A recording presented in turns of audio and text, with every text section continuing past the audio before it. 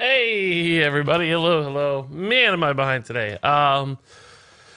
Hey, good morning, Le Cordon Bleu. Hey Pyro, hey Theodore Herzl, hey Mr. Guides, hey blah blah, Moondust, Faroon, Mux, Raktoner. I got a spiel about Zul'jin, but I'll wait for Regis. I cannot wait. Blue shirt number 3. I cannot wait. Yeah, I know, it's another navy blue shirt. It is a new shirt. Oh my god, guys. I was in a hurry. I thought about maybe I'll pull the shirt from the bottom of the. I have this big. I have this really big. Not big, I guess, but like a crate of shirts. Because Mama Regis is no joke. Probably bought me 25 shirts for streaming at least, and I just take from the top whatever one's the freshest one, whatever the one's the newest. Well, actually, I never knew today, but. That's a weird thing to say. I mean, I've been pulling from the crate for a week with no fresh shirts added. Regis is never late. That's right. He arrives precisely when he intends to. I'm glad you know that. I came up with that quote. That's definitely not a book reference. Okay, guys. So let me get some things going here. I am, no joke, really behind. So let me get the YouTube rerun running, and then. I don't feel super well this morning either. I don't think I slept well last night. But I'll be okay. Not too bad. Yesterday was the 26th. Okay, let me get my YouTube rerun running. Gotta get the stream from the 26th queued up. So YouTube will get triggered by me talking about Undertaker for 30 minutes. And I can't wait for it. Bring it, YouTube comments. Bring it. Actually, this won't have comments because it's a rerun with no comments. But bring it anyway. All right. 1 second.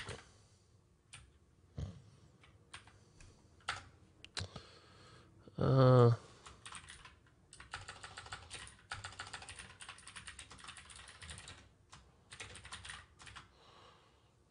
let's get that rolling. Maybe change the thumbnail here a little bit. How's it going, guys? Good? Good, wickety whack. Hey Mayam Sar. Hey Pogashow. Hey Ibix. They should crop the artwork less so that you could see Zul'jin's missing an arm. It is kind of interesting that they had him really tight on the frame. I noticed that too. Like he's really zoomed in. New card up, by the way. Blood Sail Howler. We're gonna talk about Spirit of the Rhino. We gotta talk about Mojo Drinker Dude. And the Mage Secret. Quite a few new cards since I last streamed. Pretty exciting. Still getting everything moving though, so give me a second. Sorry guys, I normally do a lot of this before the stream, but very behind. Hey Sparties. Scott, hey Tukas. Hey Kazel Cub, Rango. Hey there, Raktoner. Oh man. Let's see what Raktoner has to say. It looks pretty wild. Mad respect. Raktoner says, alright, so Zul'jin from artwork and name feels so lazy. Compared to Hagatha and Dr. Boom, mad genius, he's just Zul'jin. Could have been Warlord Zul'jin, and that's already a million times better. Not to mention the crop. His background looks basic blue, and they cropped out his most distinguishing feature, his one arm. From that kind of design on the artwork, it just feels so bad compared to the other hero cards.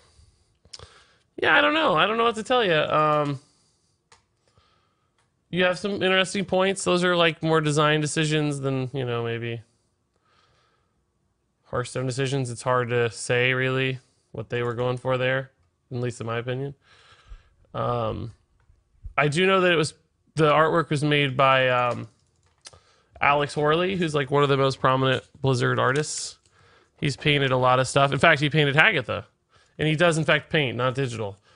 So I don't know. I don't know why the stylistic decision. I have a feeling it probably wasn't a Blizzard decision, though. To be honest, they probably said, "Hey, Alex, make us more artwork like you always do." Zul'jin in Quest And that's what they got. Plus Masters Call means that you can get a second Quest Plus. Drawing Brood Raptors out of your deck for an easy second Queen Carnassa. It does, Elikman. It does, man. It's an interesting idea. I will ask the same question I always ask about Quest Hunter, though. Is that something you want to do? Do you need more raptors? Oh God, no! You can't see me without my glasses. What's happened? No, this is what I look like when I take my glasses off. Right here. This is basically exactly it. Don't screenshot that, guys. It's like Toast when he took the mask off. It's what's gonna make me famous. Regis without his glasses. I look so naked. I can't do it. I look naked without my glasses. All right, let's just get a game going here. I still feel really behind. I felt the same way last night, but we'll sort it out. But let me get some cards up. Let me get some cards up. Hey, Dark Knight. Hey, Fleeting Snipe. Hey, Zursan. I actually think Zul'jin's level of competitiveness is high, Rexoner. We'll talk about it. Snoop, I'm a dupe. Hey, Spaghetti Man, thank you for the sub. Nice message. 4 months is crazy. Elikman, thank you for the 100 bits. Pyro, thank you for the 100 bits, guys. All around, very nice. Appreciate you guys. Hey, Slavic Beard. Hey, Actual. Hey, Flying Pizza Cats. Hey, Word. Hey, Wilcar. Hey, Crazy. Hey, Tingus. Hey, Faroon. I think I said that one. Hey, King DDD. Hey, Jay Berto. Hey, Nick Tia. Regis is secretly Asian. I just have... I don't think that's it. I don't think that's it.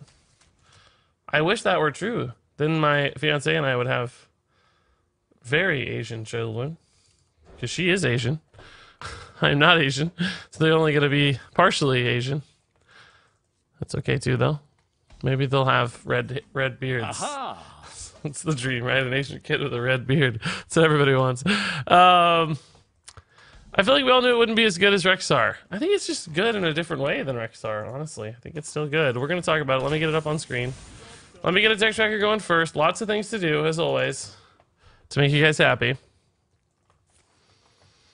Do you know any lore behind Zul'jin? Like, why did he lose his arm? I read it. I've kind of seen it before, but I don't remember. It was in battle, I think. Just a battle. And trolls can like regrow stuff, but he chose not to or something. I don't know. There's stories to it. I honestly don't know them as well as I should. If we're being honest about it, I don't know exactly. But I've read it. Hey Zach Dalt. Hey Mazuka Bus. Hey Undasta Beast. Wexo. GV Reflex, a lot of people here this morning, guys. Man, Ponakip, Albion Sales, Brayton M. I like the way you say Gilberto. Show us the cards. I will in a sec. Sorry, I'm getting there. Tell us, Mechathune, Divine Crusade, or Hakar. Who will win the God War? Hakar. Hakar will win. Hakar always wins. Regis has been immortalized forever. No, don't clip me. Don't clip my face. Trolls can regrow limbs? I think so. I think they have like regenerative abilities. I don't know. Ask somebody in chat who knows. Regis Kilbin, please name your future red beard baby. Mogni Bronzebeard Kilbin. I do expect it to come out with a beard. I mean, I think that will happen. Aren't you guys? I hope you're as confident as I am of that. I think it'll have a beard as it's born. Thank you for the bits, Pyro. Good morning, most useless. We're gonna talk about Zul'jin. A lot of people are just trying to squeeze Zul'jin into pre-made decks, and that makes me sad. I think there's a different way to look at Zul'jin, which is to build a deck that supports it a little more. And it's still probably very good. So anyway, we're gonna deck trackers first. Just a second, guys. Just a second. Just a second. I am high on Zul'jin. It's crazy because I feel like everybody else loved Undertaker, and I was like, nah. And then I look at Zul'jin, and I'm like, oh yeah, Zul'jin, looking good, man. Everybody else is like, nah. You might ask if that's worth it. I don't know either. But it does give me a little extra face damage. I basically thought, well, if I want to play the wolf, I'm gonna deadly shot anyway. Might as well play it on one of his minions instead of mine, right? Don't want to hit my own 3/3 with it. But I like Zul'jin. I like Zul'jin a lot. I think it's very good. Man, why did that not work? Sorry guys, still dealing with stuff over here.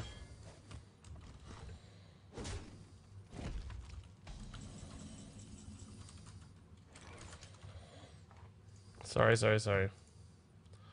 Update that.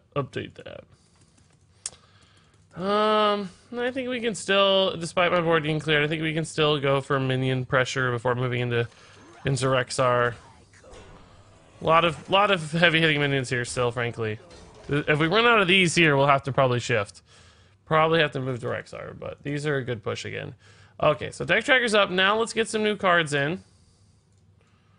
Oops. Zul'jin and his hero power. Fluffy must be a card reveal on. Aha! Why does Hearthstone still not have the right name of the new legendary? That's weird. And then the new rogue card just got revealed, right, guys? Right? Like just now. I think. Oh yeah, this is great news. At Regis Gilpin, can we bring back Call of the Wild and some crazy spiteful hunter Oh, plus man. Zul'jin? I hope so. Do you need it though? You've got 2 my side. That might be enough. Is 2 my side not enough for you? 2 my side? Uh-oh. Oh no, that's not good. That's not good at all. That's a problem. Oh, Hunter's Mark plus Hounds is good though. Hunter's Mark Rexar is not bad either. I can guarantee a clear here with Hunter's Mark Rexar. Aha! Which I think is good. Now we know we need some big beasts, right? We can even get a little bit more damage face though. So part of me wonders if I should go for Hounds. He's used 1 swipe. We know he doesn't have Spreading Plague. So maybe like Hounds plus Shroom Brewer is just better. Because then we just get a lot of... I think it is. Let's do Hounds plus Shroom Brewer. And that way I keep my hero power on lock, right? My hero power is very good, so... Let's just go for bodies. And hero powers. Yeah, I think this is better than Rexar, because he's so low, right? Like, we're very close to just winning. Like, he has to have an answer right now. He needs, like, Witching Hour Naturalizer, Witching Hour Cube right now. If he gets that, we might be in trouble, right? Because I don't know if we have... Aw, man. Aw, man. I don't know if we have it. Because he had it. Aw, man. I went and did it again, guys. I went and I did it again. I talked about the worst case scenario, and by God, it hit. It happened. I went and I did it again. So our hero power, I mean, it's still pretty good. Like, I wonder, can we just ping him down over like 4 turns? Can I live against these, though, is the challenge. Usually not. Oh, man. I really want to just hero power him down. I don't have, like, Crushing Wall sucks. Missile Launcher Venomizer would be pretty sick, but I don't have it. Chat, I don't know what you think.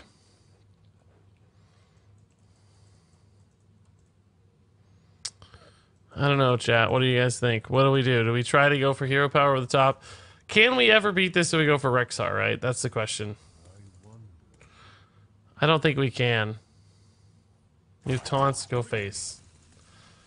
I like it. I think you're right. I think we just, I think we go for time. The hero powers. I think we try to win with hero powers. It takes us like 4 or 5 turns, to be honest. Like, it takes a while.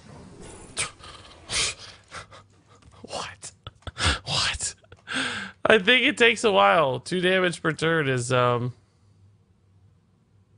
Regis, what? Oh, no, I pinged. What are you guys talking about? Played the 2 taunts. We played these. Yeah, I like this. I think this worked out. I think it's gonna... He armored up, so now I feel sad. Now our plan is not gonna work as well. Although, Doom Packs. Doom Pact. A Regis skill bin that double Lich King, though. Yeah, I know. This is nice. This is nice. This might actually mean something. So our hero power plan is not good enough. He armored up immediately, as one might expect. But Lich King is intriguing.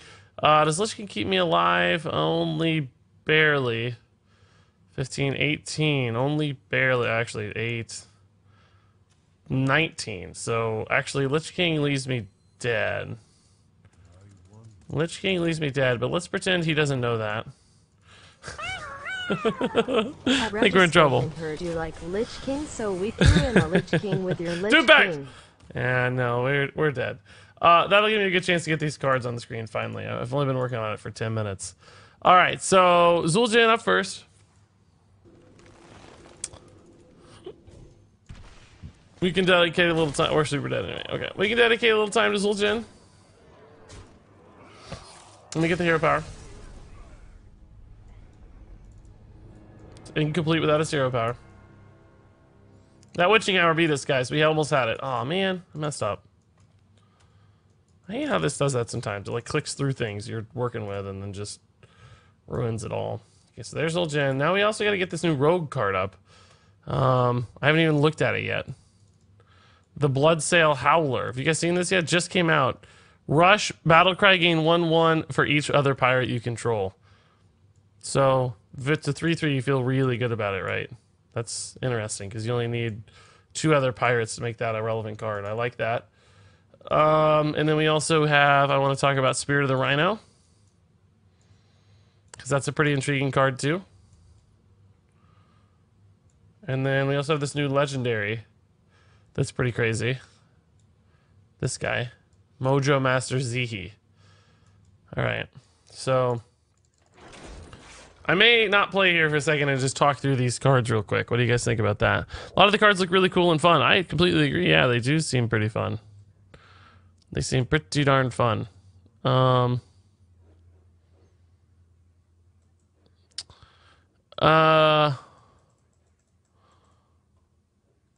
Okay, chat. I know I missed some chat there. Let me make sure I didn't miss any bits. Pyro with 100 bits. Electman with 100 bits. Guys, thank you. My God. Sorry, I'm a little distracted here. Pyro with another 100 bits. Another 100 bits. Rego had 100 bits. And he took a picture of it. I didn't even click and see or no, it's a clip. Never mind. Oh, no. Not Regis without his glasses. Man. Ugh, scary every time. Mojo Master Z, he is scary. I think we'll be seeing a lot of him. Yeah, I don't know. There's a couple questions I have about how this works, to be honest. So let's talk about him first, I guess, since conversation's already on him. Mojo Master Zihi, 6 mana, 5/5 Battlecry, set each player's mana crystal to 5. Now, so you play this on turn 10. Obviously, you're going back to 5 max mana crystals, which means you're going to have another 5 turns to get back to 10. So in a way, it kind of counters ramp, right? Like if your druid opponent goes nuts and gets up to 10 mana super quick, then you play Mojo Master Zihi and you say, haha, you don't really have 10 mana, screw you. And we're going to play a game with less mana. So if your deck is built in a way to use less mana, then you might have an advantage. And there's some cool things you can do there too, like stopping combos, like if your opponent's going off and they're getting ready to Shutter Walk, like you can play this, and then they have another 4 turns to Shutter Walk. So you like stall out their combo plans. That's intriguing. The question I guess I have is what deck uses this? Does an aggro deck use this? Does a control use this, right? Like, can an aggro deck run this card? Because sometimes it won't do anything on turn 6, right? It's just like, oh, it's only 1 mana difference. Like, you would only want to play this as an aggro deck if you're, like, in the super late game when your opponent has a lot more mana than that. Which means then it's kind of, nah. I feel like it's probably better as, like, a control card that's anti-combo. As, like, a tech against combo decks. They don't have enough mana to do their stuff. But then as a control deck, too, like, how much stuff can you do? But I guess there are control decks that can still successfully utilize 5 mana, like Brawls and Reckless Flurries and stuff like that. Question, what is Fluffy Potion Drinker? That's just what Hearthstone calls this card. If they don't know the name of a card, they call it Fluffy Thing. That's just a Hearthstone thing they do. This is the real name, apparently. Or a more real name, I'm not really sure. This is from Hearthstone Top Decks. So... I've got the post-Thanksgiving flu. Can I get Holy Bro to bless the Z-Pack I'm about to open? Hoping for a golden legendary to cure me.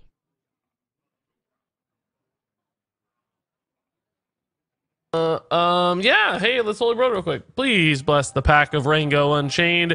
I don't know what a Z-Pack is, Holy Bro, but I know you know. You know the needs of all Hearthstone players, so please help Z-Pack, or help Rango out. There you go, buddy. I'm sorry you're sick, dude. Get feeling better. My sub was hidden by the card. Was it Duck Person? Let me see. I didn't even see you sub. Oh my god, you're right. I missed it. Duck Person. Here, I'll send it through again. Thank you for the Twitch Prime sub, Duck Person. Oh, it's going to be hidden again. Duck Person, thank you, sir, for the sub. Very kindly appreciate it. We're at 762 on the sub counts. Pretty good. Got a golden Deathwing. Grats, Dukas, man. That's amazing. Okay, guys, so... I don't know for sure who's going to use this. That's a little bit of a question for me. Stats are fine for what it does. Like, it has a very powerful effect. So I don't think that's an issue. I do feel like there's going to be some deck that wants to use this, and they're going to have some sneaky way to make it good. Oh, one interesting thought is like Priest, like Surrender to Madness. You know, you can play Surrender to Madness. Like, you could play this, and then you can play Surrender to Madness, or vice versa. I mean, like if you're on turn 9, play Surrender to Madness. And then you play this, right? And you're less punished. Oh, Z-Pack is the antibiotic pack you get for the flu. Oh, I didn't know that. well, it's a different kind of pack than I realized. But Holy Road will still take care of it, I'm sure. Anti-combo, anti-druid. Yeah, I think that's right. But again, what deck runs it? Like, you can't just have a tech card that isn't run by anybody, right? It's got to be actually run. It's got to be played. Some deck has to make room for it, you know? It's like that Skulking Geist thing. Like, what deck is the one that runs Skulking Geist? What deck is the one that can afford to run Mojo Master Zihi? I think it's going to be hard to find that deck, but I think there will be one. I think somebody will make sense with this. Eventually, maybe not right away, but someday. Sorry for no donation. Pre-order was expensive because you say, Golden Shrivala the Tiger, please come to Daddy Crusader, you know. I'm sorry, dude. Sure thing, dude. No worries about the donation, man. I'm happy to read the message anyway. If I miss a message, by the way, guys, of course, always, let me know. So it Districts and Tingus asked the real key question I haven't got to yet, which is, if you play this on turn 6, will you have 5 full mana crystals afterwards? And that's what I don't know. I think if you say... I think in the past it's been set as a precedent that it will be an empty mana crystal, right? Like Wild Growth says gain an empty mana crystal. So this does not specify empty mana crystal. It does not say set each player's empty mana crystals to 5. So to me that sort of implies it might refill your crystals, which means every turn 6 you could get a 1 mana 5/5. But I don't know that we know that for sure. Please ask Peter. Yeah, if Peter will tell us, Mr. Guides. Yeah, man, ask away. That would be very helpful. Set is new wording. Is it new wording? Wild Growth does not say set. Is there any card? What does Astral Communion say? What does Astral Communion say? Gain 10. Set is different. I think that probably means they're empty then. Because it's not gain. Astral Communion says gain. It definitely makes the most sense for them to be empty. Like, I think it'd be way too good if they're full. Because then it's just like a 1 mana 5/5. And that would be amazing in lots of decks. So I think it must be empty. Now, that said, another implication of this card, right, is your opponent actually goes to 6, basically. Because they're going to gain that mana crystal as soon as you pass the turn back to them. So it's not like you're really setting them to 5. You're setting them to 6. In a way, right? Like they're gonna have 6 mana to match Mojo Master Zihi. And I got this little beard thing. It's really bugging me, guys, right here. I don't know what's happening here. It's like I got a little cowlick or something today. It's really bugging me. Is this the official English translation? I'm not sure if it's official or not. It was on Hearthstone Top Decks, so maybe. But regardless, I think it's a cool card. I think it will see some level of play, probably not a ton. Probably just one or two decks that make sense for it, but still kind of cool. Maybe awkward for a while too. Maybe a different meta, different era, but still does something you like. So, Zul'jin. If you played Mojo Master Z at 10 mana, I think you'd still have 4 active crystals out of 5 total crystals. I don't think it would cost any more. I did see the Zul'jin reveal video. It was by the same people who made the Luna's Pocket Galaxy video last time, I think it was. Is that what it was? I don't know, but they did an amazing job. I knew they were going to get Zul'jin too. I talked about it at Blizzard. Well, anybody could see that. I think it was public info. But anyway, Zul'jin, 10 mana hero card for Hunter. Battlecry, cast all spells you've played this game. Targets chosen randomly.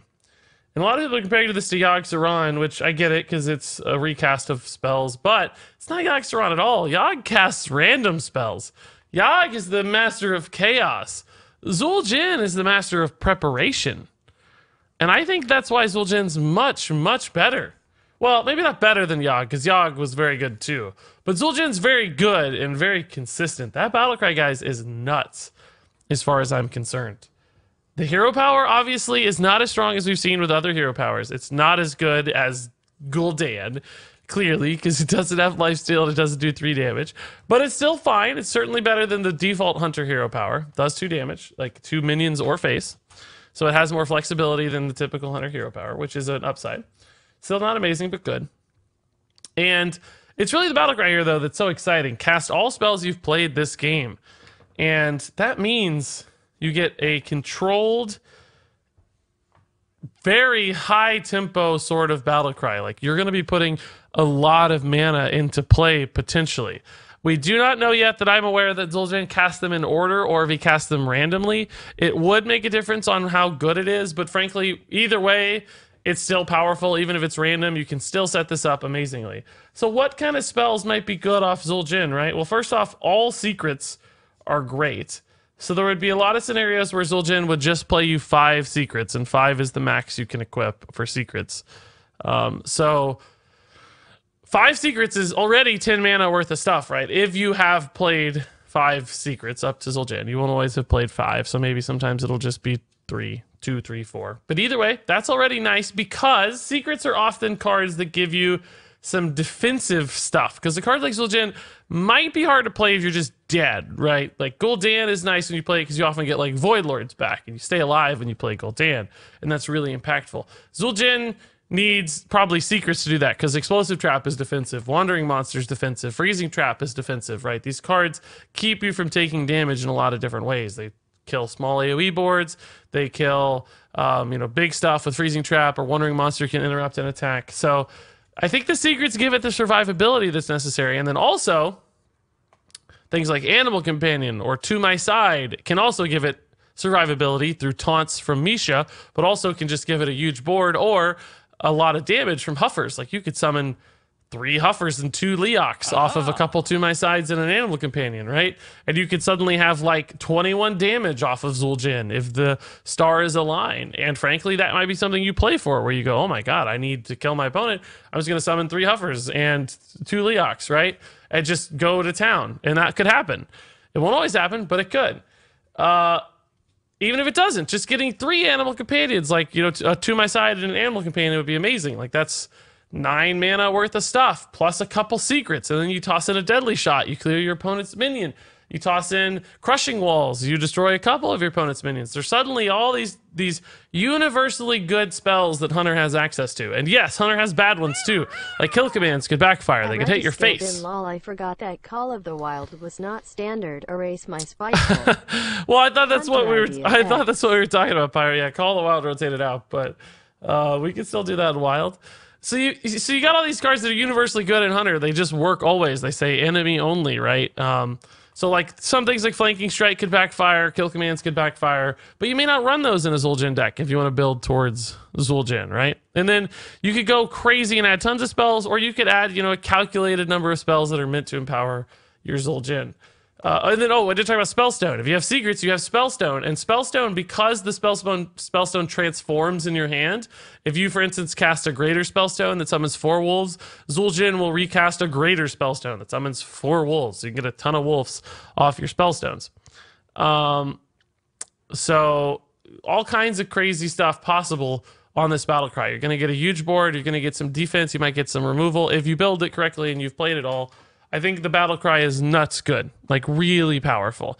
The hero power, it's okay. It's good hero power, but not the reason to play Zul'jin, right? Now, of course, the problem is it's competing against Rexxar. Rexxar is right now a very good hunter hero card. So for now, is Zul'jin going to see play? Maybe in Spell Hunter, maybe Secret Hunter still makes room. You can run both. There's no reason not to run both. We've seen decks do that a little bit with Garrosh and Dr. Boom, although it's pretty rare. Not really seen it much, I don't think, ever with Hagatha and Thrall, maybe a little bit too, and like Tempo Shamans and stuff. But probably a card I think that comes to life post Rexxar most. So I'm going to end up rating this card like 4 or 5 stars, and everybody's going to be like, after a month into the expansion, nobody's playing Zul'jin, Regis, you're dumb. And I'll be like, yeah, but I'm rating the fundamental attributes of the card, and it's going to be good. Because it is going to see play at some point. There's too much happening with that card not to see play. 10 mana is a challenge for Hunter. That's something to keep in mind. Like, 10 mana is really tough, because Hunter has to get there and stay alive and be competitive up to that point. So it's going to take the right sort of deck build to support it, but I do think it will eventually get there. I think you can play it with Rexxar, J. Berto, yeah, in a Spell Hunter deck, because you sometimes don't draw one, you might want the other. They're both good, so why not run both cards if they're 2 of your best cards, right? It is very good in Spell Hunter, yeah, especially if you kind of massage your list the direction it needs to go to support it. All right, so now let's talk about Spirit of the Rhino real quick. Of course, the Spirit for Akali. Stealth for 1 turn. Your rush minions are immune the turn they're summoned. I like it. I think it's cool. It's really cheap is why I like it. If this was like a 3 mana card, I think it would be so impossible to play. But as a 1 mana card, I think it's really exciting. I don't actually know that it makes Akali that much better. I think Akali still struggles a little bit because Akali's only a 5/5 for 8 mana. And that, in other words, that 5 health on Akali maybe isn't enough to still keep it alive on the return swing. Like, your opponent's probably still going to kill your Akali most of the time. And not allow you to get like a second overkill off that makes Akali really cool. But there are lots of other rush minions that this does look good with. Plus, I do think this will work with Dr. Boom mechs, because we've seen in the past cards like... At Regis skill bin with Zul'jin, I get what Blizzard is going for with spells, but the problem is that I think that most of the new Hunter spells are focused more on aggressive beast plays that require you to have a deck that runs a lot of minions. Yes, Spell Hunter can run it right now, just... Aha! That cut off. Just like Undasa and Modern Death Rattle Hunter, but when to my side and Rocktalar rotate out, I fear Zul'jin will have less of a home. I don't think you really need the new spells, to be honest. Like, all the spells I cited were old spells. We didn't even talk about Flark's Boomzooka and Revenge of the Wild, which was the combo in the Zul'jin reveal video. I think that's an interesting direction to go to. If you want a more minion-based deck, like that might alone make your Zul'jin worth it. Just 2 spells would make Zul'jin an insane play, potentially. So, I don't know. Good thoughts, like, man. Good thoughts. Thank you for the bits, too, of course. So, Akali, I don't know. I'm still not super sold on Akali. I think Akali's a fine card. I think I gave Akali 3 stars, right, guys? I think Akali's playable. But I think maybe things like Darius Crowley is perhaps more exciting. There are just, again, mechs from Dr. Boom should work, I think, based on what we've seen previously. Things that are given the rush moniker, the keyword, the title, the reference, tend to be effective with other... We've seen that with, like, Countess Ashmore will draw mechs from Dr. Boom's effect. Like, when Dr. Boom gives your mechs rush, Countess Ashmore will then draw mechs. I think mechs will actually work with this once you've played Dr. Boom. I don't know if that's how you use it, but anyway, it's kind of cool. It's kind of cool, right? So, I don't know. Is Immune Akali really that exciting at 8 mana? I feel like 5 health is so easy to deal with. Like, the fact that it saved a little health is probably not the thing that makes Akali relevant for 2 turns. Because it only gets immune the turn it's summoned. As soon as you end your turn, it's susceptible again. But there are a lot of good rush cards that I think work well with this, because that health is much more valuable in like Darius Crowley, right? Skillbin just noticed how massive that omen screen is. Am I going to need a truck to bring the tower plus monitor home? I think so, Pyro. Yeah, you might, man. You might need to hire a shipping company. Hey, Guy Prime. 13 months, dude. 13 months is crazy, Guy Prime. Welcome back, man. Really cool stuff. Thank you, sir. So anyway, I think this card is pretty solid. You know, it's kind of just a heal on minions, but remember, it's a heal on minions that can be, first off, on multiple minions, which is nice, and it can be really impactful as well, because cards like Darius Crowley with more health really can snowball. Undasta's cool with it, sure. Yep, you can play them together. One more. You linking But again, I don't think this actually makes Akali that much better, guys. Because Akali still only got 5 health. It's just not that much health. If Akali was like a 5-7 or a 5-8, then a Spirit of the Rhino would help Akali a lot. I think this is a good card. But this plus Undasta into Akali is pretty crazy. It's okay if your opponent has that many minions on board, right? Like, it's pretty good. But 11 plus 4 equals... just lining all that up, I don't know. That's, you know, you got some cards in hand. You got 3 cards in hand for that combo. Your opponent has the right board state. And, I don't know. It's still just a couple minions on board that get Twisting Nethered or whatever in a control deck. Like, I like it. I'm not trying to be a downer. I think it's a good card. I'm saying it's a good card. I like this card. I think it's like a 4-star card, probably. 3 ice cubes is 12. So, okay. One last new guy to talk about here real quick, and then we'll play some games. The Bloodsail Raider. I like this card, too. I think it's a neat little pirate. This doesn't take much to get good, right? A 3-3 with Rush for 2 mana is pretty darn powerful, particularly because it would have additional pirate synergies. Really bad synergy with Hook Tusk. It does have bad synergy with Hook Tusk, but that's okay, probably. Like, not every... 3 ice cubes is 12. Okay, so I don't think every pirate has to work with Hook Tusk. It can be its own thing. Okay, so the ice cube is 4. So 3 fires is 33. So each fire is 11. 11 plus 4. But I like it. I think it's cool. I don't know if it'll find the deck right away, but it certainly has the merits to be an early game tempo sort of thing, where you well, it actually kind of has synergy with Hook Tusk, but also doesn't have synergy, right? Like, you don't want to pull it off of your Hook Tusk, but you're pretty happy to play it after you've played Hook Tusk if you have any spare mana. Like, you know, like you could get a pretty big pirate here right off the bat, because Hook Tusk summons you a few. You have your own Hook Tusk. That's like 4 pirates, and then you play this, and it's a 2 mana 5/5 that has Rush. Like, that's a pretty big reveal swing. But I don't know. This is cool. This is cool. Yeah, you could Witchwood Piper it out of your deck, although I don't think Witchwood Piper is really good in a pirate deck. So I don't know. It's a neat idea. It's one of those cards that might be really good, just doesn't have a home. Like Ratcatcher is a card like that, I think. And it looks kind of a bit like Ratcatcher in a way. It's like Ratcatcher is just obviously a good card, but it may never get played. Does that make sense? And I know some people say, well, that's dumb. The only metric of being good is it's in play. And it's like, well, kind of, but there are other metrics, just fundamental attributes of things that are powerful. Ivry dropped a big bomb here of text. Let's see what that says. I do not intend to be negative. Love the game. Love Rossicon's Rumble theme, but I can't shake the feeling that Rossicon's Rumble will be underwhelming. Anybody feeling the same way? I don't feel that way yet. I think there's a lot of really good cards. I'm not sure there's a lot of really great cards. Like, I've only had a couple cards I gave 5 stars, and I think one of those I shouldn't have gave 5 stars. But I think there's been a lot of really good cards. Like, I think there's going to be cards that have a pretty big impact, just changing decks. We've also had a couple new archetypes pushed. So if just one of those archetypes finds success, I think that could really go a long way towards reshaping the meta.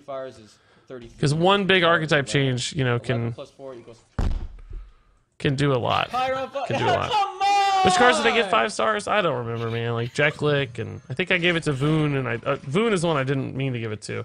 I gave Voon 5 stars for some reason. It really should have been 4. I went crazy. I don't know what happened to me. I think when they changed the mana cost, I just like lost sight of all logic and reason. I really don't know what happened. I just went nuts. Quest Priest. So we just really need Rexar only. That's all that matters here.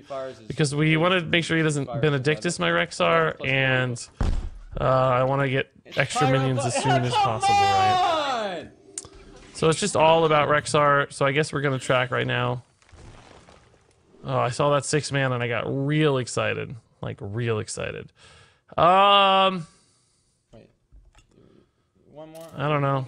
Just not. It's not Rexar, so I'm sad. If I don't get Rexar, we're gonna lose. Okay, so the ice cube is 4. So 3 fires is 33. So each fire is 11. 11 plus. Waiting for Cragwell? Yeah, Cragwell's gonna be cool. Who knows what that's gonna be? Come on! Is this a control hunter? It is connecting. Yeah, just straight up control hunter. Hey, Zone Gamer, thanks for the kind words. Amogan says, "What do you think of the new X-Pack so far?" I'm super excited. I think it looks great so far. I feel like I'm in a. I feel like I'm in the Twilight Zone sometimes, guys. Like, I feel like 2 weeks ago when the first set of cards came out, I feel like a lot of you guys, and this is not meant to target like anybody who just asked a question or anything, it's a fine question. I feel like a lot of people, though, I'll say, are like only looking like 4 cards at a time. It's like, we saw so many crazy cool cards early, and they all looked amazing. And like, everybody seemed really excited. And then we saw like, 3 bad cards or 3 less than ideal cards, and suddenly like everybody started hating on the expansion. It's like, do we not have a memory longer than just a couple days? Like, I don't know, like if you look at it as a whole, I still think there's been a lot of amazing cards. Like the last few days has been a little disappointing. Druid's been a little disappointing, but not every card can be great. You gotta have a couple that are bad. So I don't know, I'm still pretty pumped. Oh, no Rexar again. So now we're just making our deck worse every time.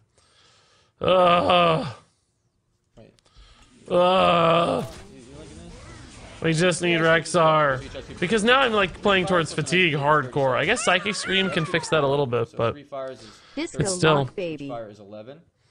Yes, yeah, Disco Lock is gonna be nuts, man. I don't know why she cut off the rest of that. Rango said, "Look, bro, all I know is I'm pumped, and I want to know how freaking pumped are you for some Disco Lock, baby." Pretty pumped, Rango. I don't know if I'm as pumped as you. So see, he got the Rexar.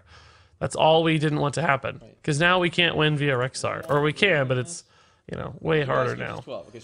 So we identified our win condition, we played to it as hard and fast as possible, and unfortunately we still lose. So, nothing we can really do here, right? Face damage doesn't matter, because he's obviously going to hit the quest.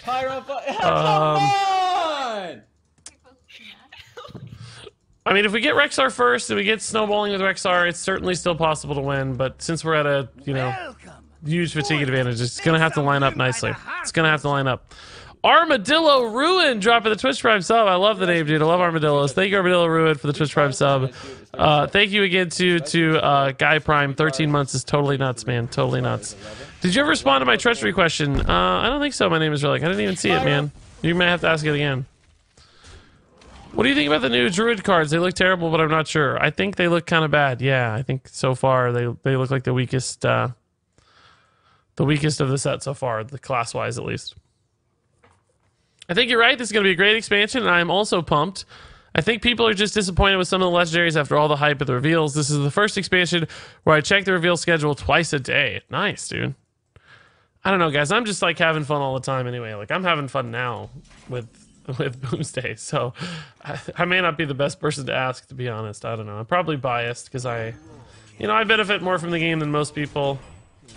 I benefit from the game being good, so asking me if I'm hyped is probably not like the fairest opinion. You know, I have reasons to say I'm hyped, even if I'm not. That said, I am, but I'm gonna recognize that bias.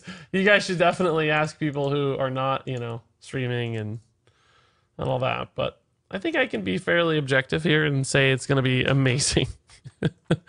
Have my follow. Sorry I can't do more, says Bonster. Hey, dude, that's really all that matters, man. If you're watching, then you're doing work, man. Then you're helping me a lot. That's all it takes. That's really all it takes, dude. That's it, I promise. Alright, let's just go. We're not winning with Rexar, so we gotta win somehow. Just going to assume we're going to beat that Amara. I'm assuming Amara's real far off, and we're just going to hit him for a lot of damage, right? What do we have? 7, 9. This can stack up for another 4 if this lives, so that's 13. Can we do it? Can we do it? Because this is a lot of extra damage, This is a 5-mana Blessing of Kings right now.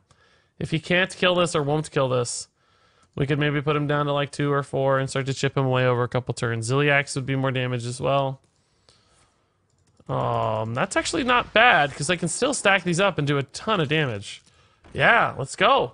Let's go! We're gonna win on tempo! I need... Yeah. It's exactly what I need. We're going all in. We're going all in, boys. Is this isn't lethal yet, is it? No, but it's very close. It's very close. We're doing it. I'm going hard. Oh, this might have been more damage. No, I don't think it was. Never mind. Because it's, actually it was about the same, but...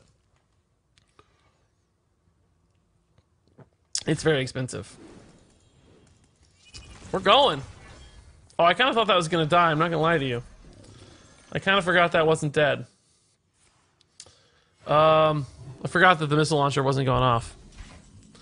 To be honest. I sort of forgot, guys. I'm not going to lie. I sort of forgot. Okay. We don't have any more weapons, so how does this... He heals to 7. I don't need the weapon anyway. So he heals to 6, and then I have 6 on board. Oh no, we're healing him down to 3, in fact, because this does damage, right? So, okay. I have a Big Mac I can draw for damage. He's gotta activate Amara or something here. Hopefully he didn't get like a deadly shot, right?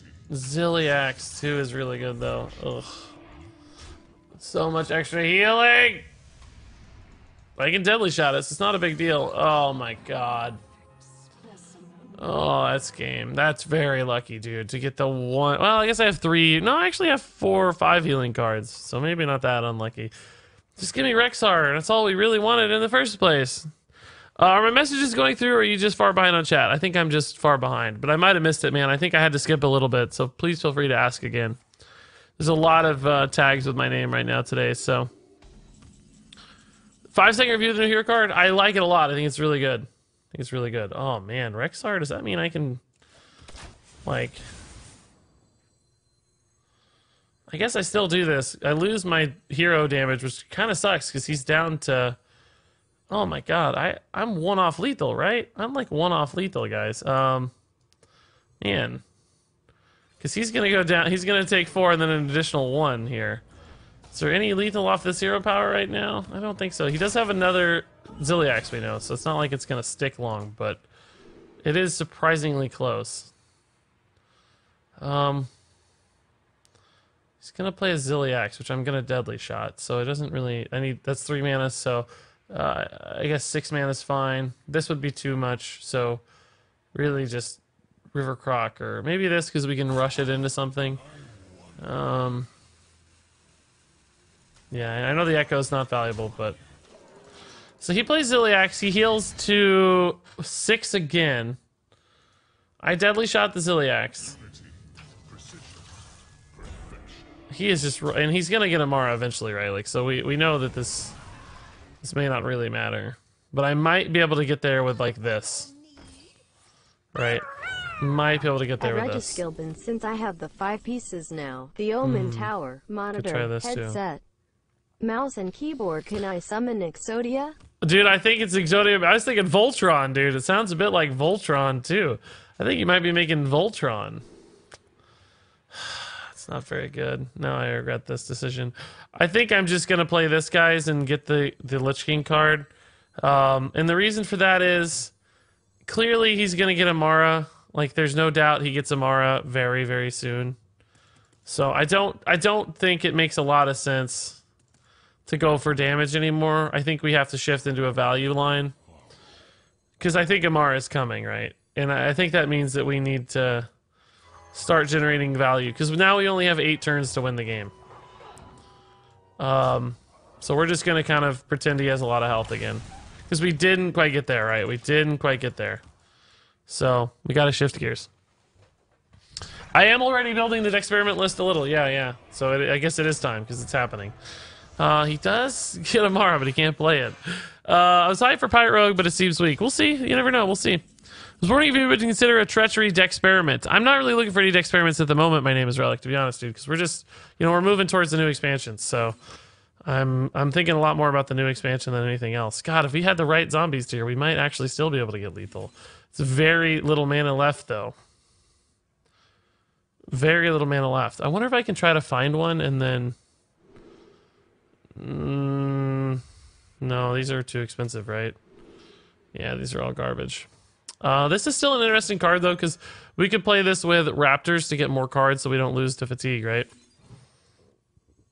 That's a pretty neat idea. Not that we have him yet, but it's possible. So he plays Amara here, we Deadly Shot it, we're good to go. Instead of discarding a hand like we did in Quest Like, we make our opponent discard their hand by giving the Halfiend a Christmas present and making them discard their hand. Yeah, no, that's a pretty common deck, honestly. Like, there's been some good Treachery Halfiend lists out there. I don't even know if I really would need to experiment that. I think we could just find a good one, probably. Like, some people have been playing that Control Lock.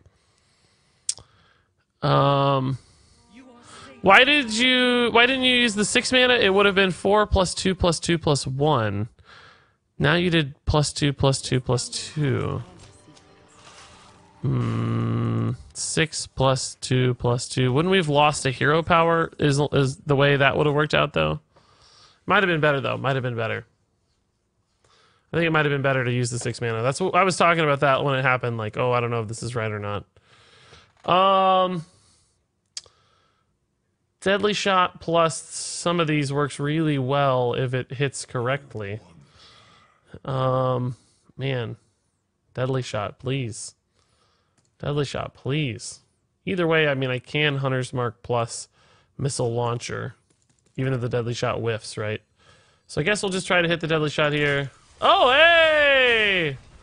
What do you know? That's like a first. That's pretty sick. That's pretty cool. Just a big 6/7. Big Boulder Fist Ogre with Rush is nice. I gotta catch up with chat. What do you think of Mojo MasterCard? I like it. I think it's cool. We spent some time talking about all these guys, so I'm not gonna talk about them too much here. Oh my god, Crushing Walls. Wow. That's sad. This is a cool dude, though. I really like this dude. This dude could win the game on his own. Especially with a Razor Maul. Razor Maul Boar or Razor Maul Snow Flipper? Just so it's super cheap. I guess Boar is a little extra damage and still very cheap. Don't get my Deadly Shot, please. Don't have my Deadly Shot, please. Don't have my Deadly Shot, please.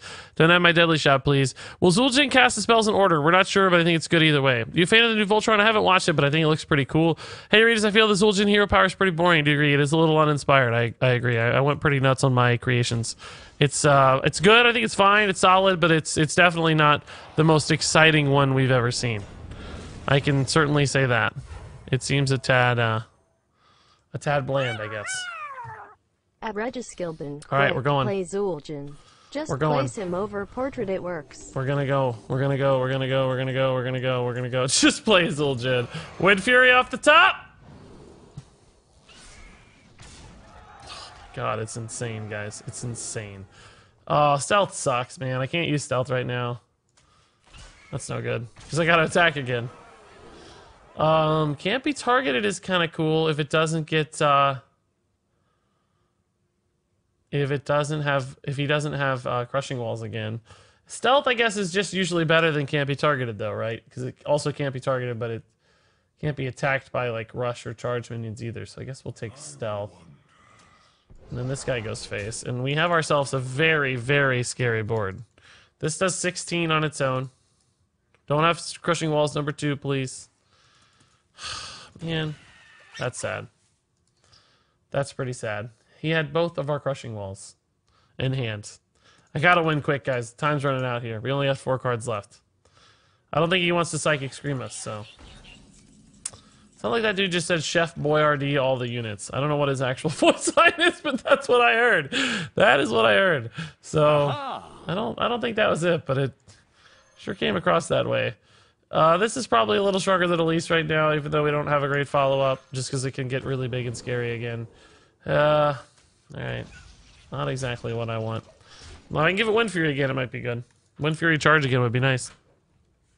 Zul'jin looks good, man. Yeah, I agree. I think it's a pretty sweet monster, man. I like it a lot. I think it's just a good strong card. Thanks again, Pyro, for the 100 bits. Some cards need to be simple, like deal 2 damage to your power. Yeah, it's not necessarily bad that it's simple. It's just simple. It's just simple. Maybe it's a little bad. I probably would have preferred it to be a tad bigger. Surprised he didn't stack these for more healing. I guess he wants to get this Spider Bomb to go off, but I don't. It sounds, again, Chef Boyardee, all the units. I don't know. What did he say? Guys, what did he say? I don't know what he said, guys. I guess it is good news that he has yet to draw his own Rexar. That's kind of cool. I think we're just going to have to inadvertently give this dude some Spider Bomb value.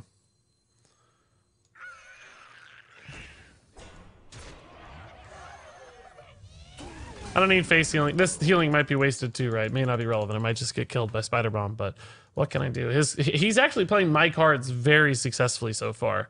I have to say. Like, he's done a great job of playing my cards. So I have 2 more cards added to the deck. That gives me 4 turns of before fatigue.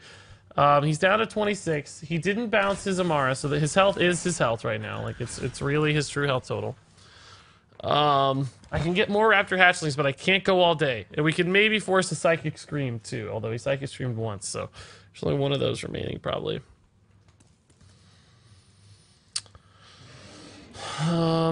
He needs to try to kill the 7/5, because it's a lot of damage. Is it going to work? It is going to work, because he's a god among men. That does make my Crushing Walls a little better, so that's okay. And I think we'll Hero Power first. Just try to get big, scary dudes. Big, scary dudes. We do have a board, so Direwolf Alpha is probably okay. None of these are great. This is cool because it's a big dude, but we have a board, and I don't want to kill my board. So probably going to go Direwolf Alpha plus Bloodworm because it's the only big card we have. It's fine. He's down to 22. Can we do 22, guys, before we die? I don't know. Doubt it. It's going to be hard. It's going to be real hard. Let's catch up with chat again. They should rework the art and title at least. Hunter main and WoW, and he is a lore god for hunters. Rexar was great flavor for the DKs. Yeah, I don't know. Zul'jin, I get what you guys are saying. Like, I feel your frustrations on the Zul'jin side of things. It does not seem like the strongest flavor card or the strongest sort of adaptation of the character. I do get it. I do get it. Man, I really don't want to be taking these sorts of turns. Arfis is good because you can generate a lot of value with like Frostmourne and stuff, even though it's maybe a little weak looking from a stat allocation standpoint. It's very strong from a value standpoint. And I think ultimately right now we do need a lot of value. No great plays to be made here. This Raptor is clearly not too enticing, but it's a minion, so we're gonna play it. It eats a 3/3, and that's fine for 1 mana, right? Eating a 3/3 for 1 mana is pretty good. So I need more Raptors. I need Elise. I can eventually just hit Elise next turn, probably, to get the pack going. I need lots of life gain, potentially, to stay alive through fatigue. And I still have to win the board. Like, we haven't really done a good job winning the board. Despite our opponent having very few cards, he's had a lot of removal and kept up pretty well. I cannot wait to rumble. This might be a good turn for me, because I can Hunter's Mark and Missile Launcher and clear most of his board that matters. Still develop a Build-A-Beast and go face with the Zombies. So let's try that. Timberwolf could be cheap enough to play alongside this, too. That's 7 mana. So if we got like a Penguin, we could play it alongside. And it's also just extra damage. But Angry Chicken's extra damage, too. It could be intriguing, right? Like, I could get Angry Chicken, maybe like Flanking Strike my Chicken. I don't know. This is a tough game. I'm sorry, guys. I know I'm kind of ignoring chat a little bit because I'm really into this game. I want to win. I'm hyped about these cards. I seriously cannot wait to rumble Pyro, dude. I'm on the same page, man. I feel you completely. Believe me, man. I feel you. This also would get activated by our Missile Launcher. I'm going to take the Angry Chicken, guys. Believe it or not. Guess we're not playing it this turn, but still seems pretty cool. I hate giving him a card here because his cards are probably good on average. He might get Rexar as well soon, which is a big problem because then he gets Lifesteal Beasts and I need to kill him. What's the best card off this? Probably Frostmourne, just because it generates so much value. Probably Frostmourne off this is best. Definitely not Army of the Dead. Death Grip, nah. Death Coil's fine because it's damage, and I do need to still hit for a lot of damage. Don't have another good card. Don't have another good card. Spirit Lash lets him kill Arfis, but I don't mind that so much. That's fine. I mind the healing maybe more than the... Oh! We did nail it! Oh my god, that is great, guys. That is a very big deal. What's he gonna get off that pack or off that Shadow Visions that matters? Probably not anything in my deck that matters. He already had both Crushing Walls. Then you go to removal, deadly shot, maybe hunter's mark, maybe. I don't remember what was in the deck still at the time. So we're gonna probably play Frostmourne here because it's just really, really good. Nesting Rock is big. I don't want to give him bananas. Nesting Rock plus Dragonhawk is solid because that's scary with all the... unfortunately, I am taking a lot of damage from my own missile launcher, but at this point we can do that. We're going to be able to stop fatigue. We've got some healing in hand, right? Like, this has healing, this has healing, this has healing. This is a scary threat. Right now I need to play threats more and worry about the damage later, right? Oh my god, he's got another Zilliax. This dude only plays Zilliax. That's like his 4th Zilliax, right? It is. That's 4 Zilliaxes, guys. Ah, man. This is probably my turn for Zilliax. I could get a Zilliax off of the Frostmourne, though. Is that better? Maybe I play Applebomb and Elise and just get a Zilliax. Yeah, I think that's okay. We're not taking fatigue this next turn. I lose a Zombies, which sucks, but as soon as I use this weapon, I get more healing, which is pretty important. That's pretty important as well. And he is down to 3 cards, 2 of which are not his. So I feel like we're about to turn the corner, finally. Finally about to turn the corner. Don't get a good card. For God's sake, don't get a good card one time, man. One time, dude. Don't get a good card. Come on. One time. One time. One time. I'm so behind on chat, guys. I'm so sorry. Save your messages if you have a really important question. Save your messages. As King of Theorycraft, what are your hopes for Pirate Rogue? I think it's got to be more mid-rangey.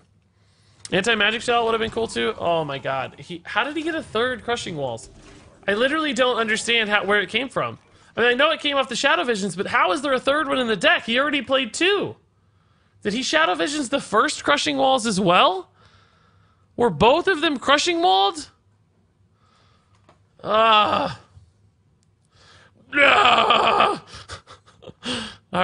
We're gonna attack face. He's at 34 again somehow. I don't understand that. Raptor Hatchling's fantastic news. It's really, really important. And then we're gonna pack and Zombies here, and we're gonna have a huge board again. Hopefully this has more healing on it. No healing. Good board, though. Good board. I can stack the Zilliax for a big-time heal. I don't have any other immediate heal. Most of my lifesteal is, like, delayed. This is a pretty good pack, honestly. Oh, my god. Psychic Scream is honestly amazing. Wow, that is great news. Oh, that's a really good deal. That's... What did I just burn, though? Oh, man, he did pick a good time to play it because he burned stuff. But I don't care about that because... I don't care about that at all because I'm not taking fatigue. That's all that really matters. And he still has not found Rexar. Stealth that chicken! Yes, Zombies, dude, you got it. Good name, too. OMG, I love that Hunter Hero. I think it's pretty cool, too, Smagoon. I like the Battle Cry a lot. I think some people are rightfully disappointed in certain aspects of it. Oh, my god, Anduin is such an insane draw. For 2 reasons. Just the repeating damage is nuts. But also, he killed my freaking board. Oh, man. What an absolute boss, dude. What a boss play. Dude, that's tough. That's real tough. Okay, we gotta make a Zombies to every turn.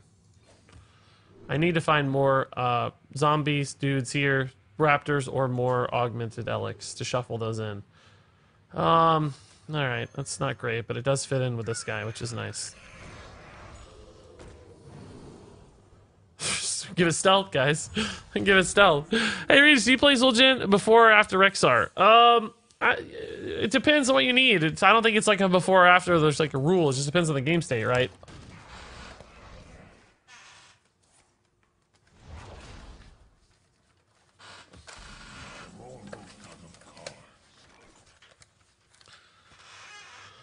But before makes more sense if you think about it because Rexar is more of a long-term value play, whereas Zul'jin's more of an instant tempo play. So I do think one makes more sense than the other. I cannot believe these 4 Crushing Walls and 4 Zilliaxes, guys. There's like 7 different ways this game goes where that's not garbage for us. And unfortunately, we never found one of those ways. I mean, my god. He's made so many unbelievable freaking plays. 4 Crushing Walls. By the way, positioning doesn't matter. It's still wherever we put the minions. I don't think the shares and seed impacts the positioning there. I don't know how he's made 4. I guess he's Ziliaxed 2, or not Ziliaxed. I guess he. Oh, that's an insanely good play too.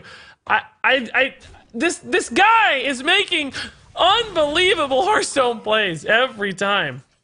Every time. He's a god. He's an actual Hearthstone god. And I cannot understand it. More lifesteal is very important. This is really, really good. We don't need it right now, but it's really, really good. I want to Vile Spine that, I guess. It needs to die. What do I play? I can Stampede, do this, and then Vile Spine for 7. It's really not my best, but I get an extra card out of it, which could be cool.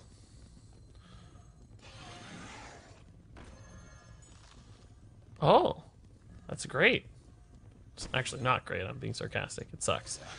I wish I had one. I could get my dude back if I want to leave the Shaw up, but leaving the Shaw up is so risky. It's so risky, because I could play Flanking Strike plus Raven Familiar, but I don't think I can leave the Shaw up. It's too risky. This is a pretty good board, honestly. Like, I don't necessarily need the 5/3. I have 9 damage here. I can heal for a ton anytime I want. But I want to keep making zombies, because I need to find another freaking Raptor Hatchling, or I'm going to die to fatigue, right? We've done a pretty good job of mitigating fatigue so far, I think. Maybe this will have like a Pyroblast in it if there's any justice in the world, right? Don't tell me that's active. What? How does he have a dragon? How? We can Ziliax that. That's okay. Ruby Spellstone. Play 2 elementals to upgrade. I don't have any of those. I don't have any of those. So Ziliax here is good. Elic is cool because I could get more hatchlings. Bone Drake from earlier. Oh, Bone Drake. Yeah, you're right. What is that card then? Maybe like a Temperus he's scared to play. It might be like a Temperus he can't afford to play. I don't know. The problem with Ziliax is it does just lose to his hero power. Like, it just dies, right? That's an issue, I think. I think I'm gonna play this dude and just trade. Just play this dude and trade, because then this guy will heal for a ton. And we have a little bit of time here. Like, not a ton, but a little bit of time. Because we're only taking 4. Like, we're not going to die this turn, I don't think. So, he might be Alexstrasza too, and he's just waiting to use it as a heal or something. To be honest, he deserves to win this. Dextholic Rexar, despite being so much fun, is very unfair. I guess. Is it more unfair than Benedictus? I don't know. Maybe. Maybe it is. Might, in fact, be. Okay, so this is a huge heal. I like that a lot. We gotta make another Raptor Hatchling always. Plated Beetle and Augmented, like, both potentially add value, but I think the Beetle is cheap and nice, so I'll take that. This is still cheap and nice, I'll take that. In fact, we probably play Apple Bomb and Beetle here. Just because, again, it's a lot more life. And this guy's definitely going face. Did I play around Crushing Walls number 17? I did not. Failed. I failed to play around Crushing Walls number 17. Okay, so double Ziliax is still a thing. Can heal for 6 on any minion he has. Is he going face? Intriguing. Hunter's Mark's pretty good, but that's going to heal me a little bit. That's good news. He is drawing cards, so he's actually getting close to taking fatigue himself, which I cannot believe. He's out of Psychic Screams, so we know we're not getting more cards from this. Oh, and Girl Pack is a nut straw. That's a nut straw. That's because he's been low on resources this whole game. So really, Unguro Pack is like the one thing that gives him a ton of stuff to work with. That's pretty bad for me. That's pretty darn bad. I really need Raptor Hatchling soon. This fatigue is getting unmanageable. Right, like I'm barely out healing it at this point. This could be a double Ziliax turn, although I'm healing for 8, so I'm probably okay still. I think we can just zombies again. Raptor Hatchling? Nope, but Tundra Rhino is a good thing to have. Tundra Rhino plus Bloodfin Raptor. Sure. Let's just stick out 2 big dudes and try to win with these dudes, right? It's also just a lot of damage. A lot of damage. Deck tracker, yeah, look at this stupid deck tracker over here, guys. Look at this garbage. Look at this garbage. So we're taking 6, we're down to 18. This one Bear Shark is tanking half of our fatigue damage. Like, it's great. And I do still have a little bit of lifesteal in the hand with the Ziliaxes. That's a big 6 heal anytime I need it. And a big clear on a minion maybe too. Oh, no. That's really, really good. Crap. Although... Oh, he doesn't kill the lifesteal. Okay. Okay. So that's something I can maybe just kind of ignore. I don't have any sort of lethal, I guess, yet. But he's 10 off from dying. I mean, if this gave me a Pyroblast later, that would be handy. Double Ziliax doesn't really do work against that, so I might want to taunt through it if I can. I can certainly taunt through it with Ziliax, but Ziliax is really bad against his hero power, like I said. So I think we'll create a Zombiest. Another Arphis. Jeweled Macaw could give me Raptor Hatchling. But Arphis is pretty cool too. A lot of damage in Arphis potentially. Snowflake Penguin does make it much, much cheaper, but I don't think I can afford to not kill that 10-10 is the problem. I may be in trouble now. I may have gotten myself in a bit of a pickle here, guys. I think we have to kill this, right? Because otherwise we take 17. Or taunt it. And taunting it's a little bit risky too. So perhaps we just Flanking Strike trade and play this Zombies. That's just not a great turn though. It's just really not a good turn, but I don't know what choice I have. It's just not enough damage. I don't think we're gonna get there, guys. I need a miracle off of this. I need a miracle off this. Ziliax, but don't swing. It still just dies to 2 hero powers. It's so weak. I have to get the lifesteal off this, I think. I want to use this to kill a 6 health minion at some point, right? This game has gone on far longer than any game has any right to. This is an insane game. This is an insane game. I really don't think we can get there. 4 hero powers to find shield. Well, a Ziliax would still only be 2. That's his 5th Ziliax, guys. His 5th. That's the 5th Ziliax we've seen thus far. How are we saying 4 hero powers for 1 Ziliax? I don't understand. That's just 2 hero powers. It only has 2 health. You've ran him through 2 decks. I have. I have indeed. You have to go double Ziliax now? It's okay. Even if you lose. Maybe not yet. Because this is still a big lifesteal guy that could theoretically compete, right? I think I have to make a Zombies every time, but ugh. And just the man, I don't know. I need I don't know. I think I might just play both of these this turn. We're only going down to 11. That should be fine. This will clear the board, and I can attack face a little bit, and I get 2 medium-sized threats on board that he's got to resolve. And then if I can, maybe hit a Raptor Hatchling next turn. I don't think we have to yet go for super life gain, but we're kind of playing it close, to be honest. Like we're playing it pretty close because this takes a turn to actually do anything with lifesteal, right? But so it's really just the Ziliax that instantly heals. So if he doesn't play a minion here, I might be in trouble because I can't heal off Ziliax then. So I kind of need him to play a minion so I can double Ziliax heal. And this is probably the turn I have to go for it, but we might just be able to kill him as well because he's now on fatigue too. Although we don't really have any damage in hand, right? It's just... So he pings here. Oh, I don't know. We're playing this so close, man. We're playing this so close, dude. I have to get tempo. I think that's true. I think that's true. So that's why we skip the Zombies. I agree with you there. He might be able to clear all of these, but does he have that many low-cost cards in hand? Oh, he's got Rexar now. Oh, no. Of course we knew that because we knew he had one. We knew we had to draw it eventually. That's gotta be game, right? There's no way I beat Rexar, is there? I gotta double Ziliax this turn though, because now his hero power's gone, and this Ziliax has a chance to stick.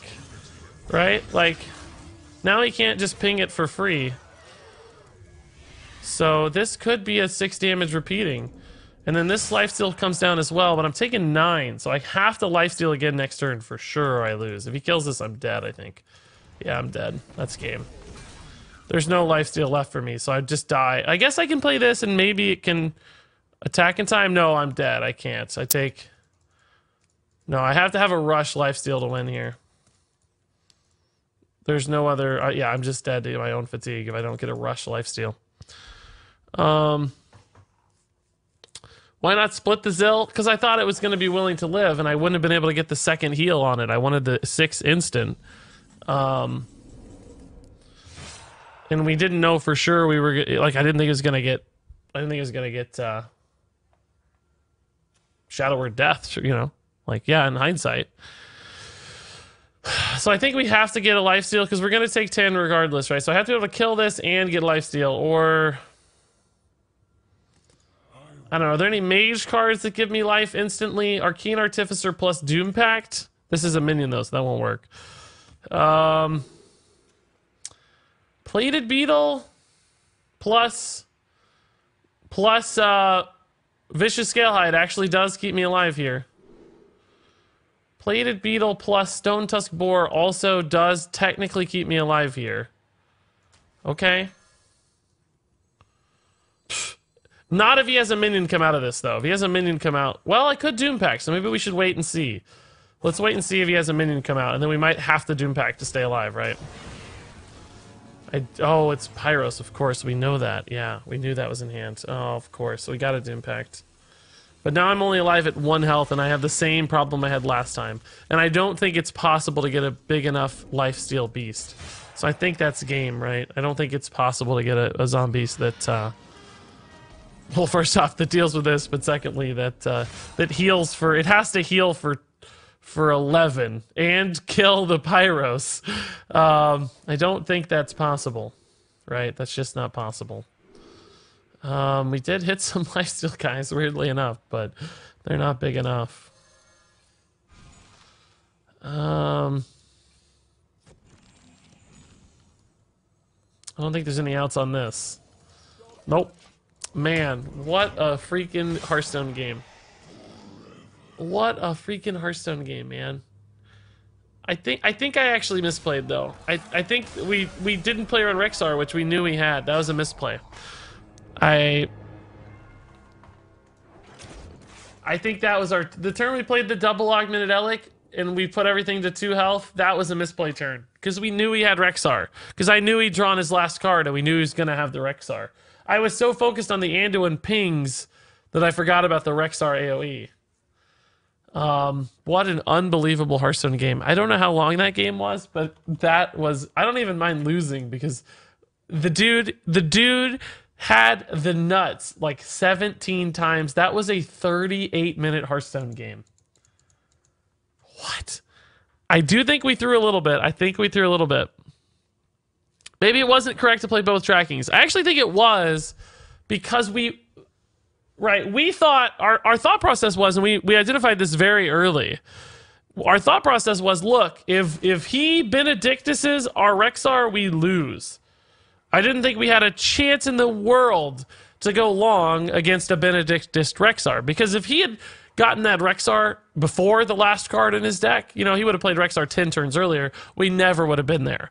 So the tracking was to stop that game state, because I thought the odds of us winning that game state were incredibly slim, which, as we saw, in fact, very impossible to win that game state, like so hard. We went 10 turns deep on fatigue and still didn't win the game state. So I thought, let's just deny that game state. Let's get Rexar early and just make sure he never gets a Rexar and we outvalue him and we just win with an early Rexar. What happened instead is he got our Rexar. We got a mid-game Rexar. We still almost win in that game state super long, but I do think tracking was still right in hindsight, like, because there's a pretty good chance we find the Rexar faster. Also, remember, the tracking, if we hadn't tracked, he would have had extra cards too, right? We discarded those before he played Benedictus. So it didn't really change the fatigue math that much. Like, we did fatigue sooner, but so did he a little bit, or at least he had less resources. So, I don't know. I think it was right. But a good thought. Good thing to talk about for sure. What do you think about the new Mage Secret splitting image? Oh, I meant to put it on screen. I think it's pretty good. I think it's a hard secret to play around. If you only have big stuff in your deck, it's probably going to get some guaranteed value return. So I like splitting image a lot. Can you tell us your impression on Spirit of the Rhino? I like Spirit of the Rhino quite a bit too. It's a very powerful sort of heal on rush minions. Pretty neat with lots of different cards. If you think about like Darius Crowley and stuff, it seems really strong. I don't actually think it's that great with Akali. Like, it's good. It makes Akali better, but I don't think Akali gets good because of it, I guess. Like, it's not the reason you want to play Akali or don't want to play Akali. As far as Mojo Master, I think it's cool. I think some deck will run it. I'm trying to figure out exactly who wants to still. I haven't quite solved that yet, like what deck likes it the most, but there is somebody that's going to like it, I think. It does a cool thing. It does a big thing. And big cool things usually find some sort of play. That proves how insane Rexar is. Yes, that was a great example of why Rexar is bad for the game. Like, really bad for the game. So that was as much fun as it was, as crazy of a time as we had, as enjoyable as that experience was.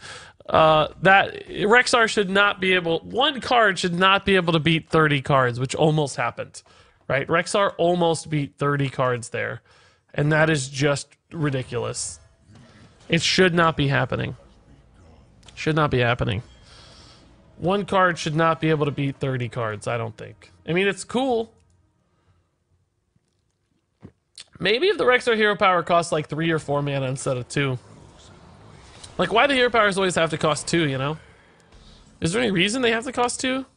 I don't know. I don't think there is. I don't really see a reason.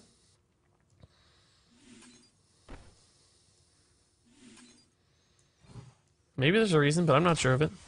So this was like another Hadronox Druid. When did Taunt Druid come back? Did people see Undertaker and say like, ooh, I'm gonna try to make Taunt Druid work? What if Rexar was 8 mana? That could help too, just so he's less quickly making an impact. Guys, it's crazy. During that game, that 38-minute game, we got up to 368 viewers, which, by the way, totally nuts. Insane number of viewers. But what's crazy about it is the fact that after it ended, we dropped to 315. So there were 50 people who were just staying to see the end of that game. Like, they had stuff to do. Like, oh my god, I gotta go to school. I gotta do my homework. I gotta go to town. Like, I gotta go get food. And they were just hanging out to watch that game. Like, that happens all the time. If you have a really big game like that, then oh, this is some garbage here, guys. What on earth do we do?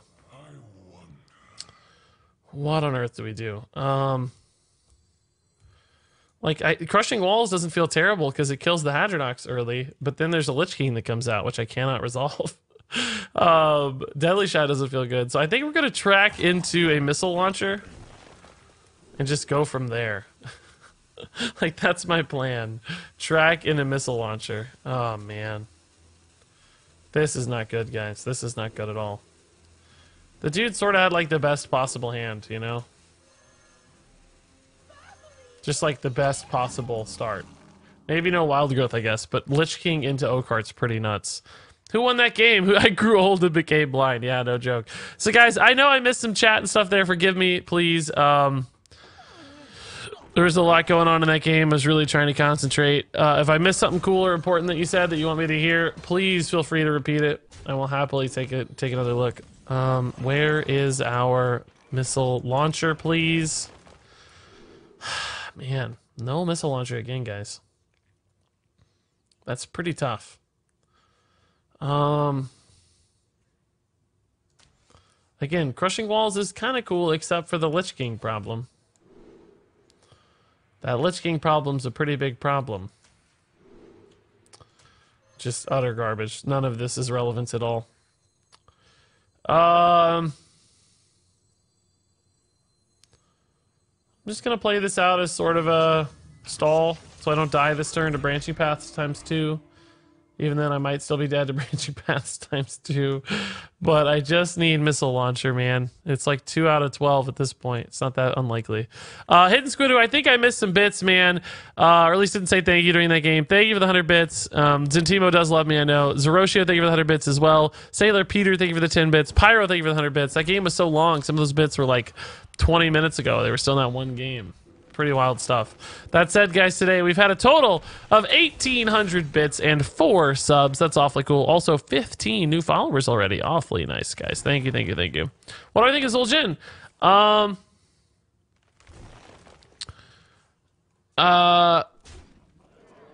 Scruffalufficus. I can't find you, man. Oh, I found you. Here we go. Boom. There you go, dude. I like Zul'jin. I think it's cool. I like Zul'jin a lot. Oh my god, we did it! So Lich King's still gonna come out here, though, if I do this, right? Aha! Oh, I'm at 8 health as well, so I'm just dead if I do that. Oh, perfect timing. That's always the best timing then.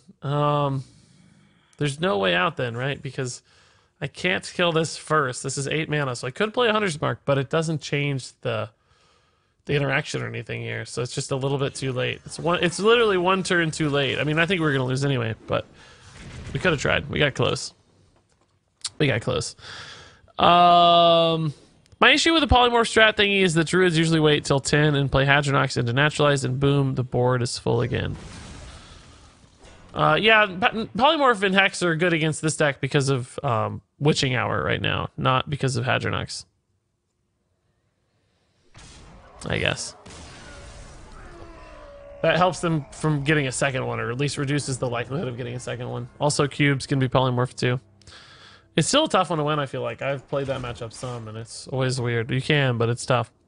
Maybe they should nerf Hadronox to 10 mana. I don't know. It's not that good of a deck right now, is it? Like, Hadronox Druid doesn't seem to be dominating the game or anything that I've seen. I gotta play a different deck, guys. That last game took it out of me.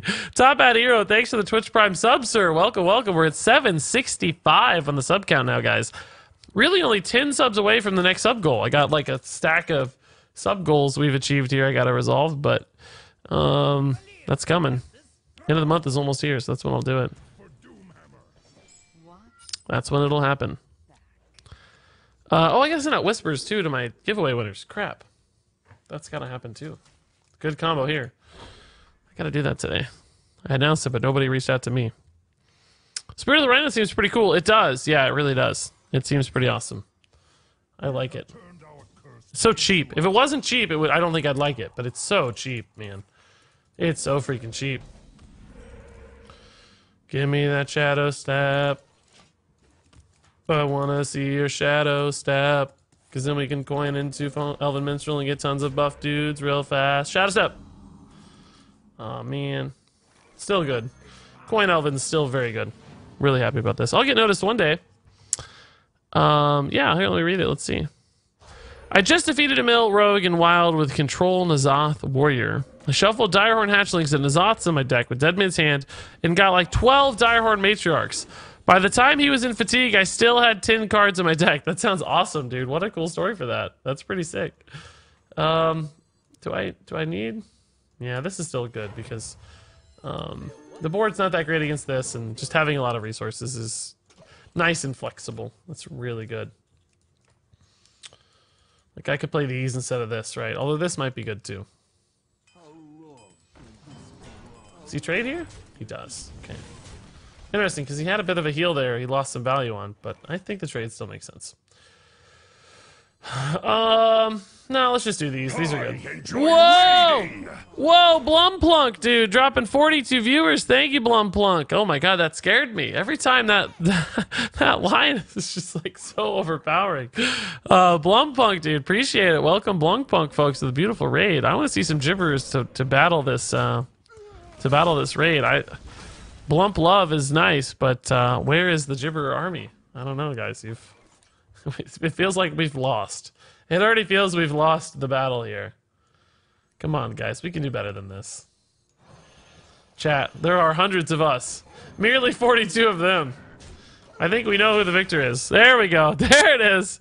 There it is. Thank you, chat. Thank you again, Blumplunk. Blumplunk. How do you say it? Blumplunk? Blumplunk. Bloomplunk. Bloomplunk. I like that better. That sounds more accurate. Bloomplunk. Wow. Snipes, dude. Unbelievable. This guy's a god. Unreal, man. Snipes like crazy. Wow, dude. Not even mad. That was awesome. All right, let's just get rid of that thing, right? Like, we're about to win the board pretty hard, so I think this is a good line. Winning the board right now is way more important than winning the board. I think is way more important than that cold blood damage because he's still 30. I don't think we're gonna get close. So we don't have Leroy in hand. We're more of a stat build right now, board build because of the Keleseth anyway. So going for wow, the hex, huh? Okay. Aha! Interesting. I like it. Not healing totem. Okay, it's good. We have a decent fungal. Could also just go Falderai. Oh, fledgling into Elven's pretty good too. Well, not that good because the fledgling's threatened by the board, so maybe we go Flame Elemental into Elven, see what we get, and then just re-weapon. That's fine too. He doesn't have much of a board here, so resources are valuable.